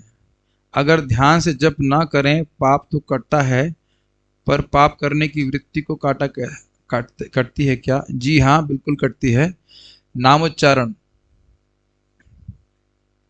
किसी भी तरह से नामोच्चारण किया जाए, पाप कटता है, पाप की वृत्ति भी कटती है, अविद्या वगैरह सब कटती है, तो उसमें कोई संदेह नहीं होना चाहिए। लेकिन जानबूझ करके ऐसा नहीं करना चाहिए, प्रयास करना चाहिए अच्छे से जप कर सकें। और कोई प्रश्न तो है नहीं। आपने कहा कि हमको दीन होना चाहिए, हमें दीन होना नहीं चाहिए, हम लोग दीन हैं, हम लोग स्वीकार नहीं कर रहे हैं, जन्म मृत्यु के चक्र में फंसे हुए हैं, फिर भी कह रहे हैं हमें दीन होना चाहिए। जो लोग अहंकारी हैं, मुझको उनके प्रति नम्र भाव नहीं आता है। कम से कम भगवान के प्रति तो आना चाहिए कि हम भगवान के सामने छोटे हैं, इतना तो आना चाहिए ना। तो उसमें कोई कठिनाई नहीं है। ओके, ठीक है। तो सभी को ये कथा अच्छी लगी, और सभी भक्त लोग पार्थ प्रभु को आशीर्वाद दें कि भागवत को भी बोलने अच्छे से। देखिए कितनी सुंदर तरह से स्टोरी सुनाई है। ये बहुत नम्र डिवोटी है, तो ये सामने नहीं आना चाहते कैमरे के। आज पहली बार इनको हम कैमरे के सामने लेके आए, अच्छा से कथा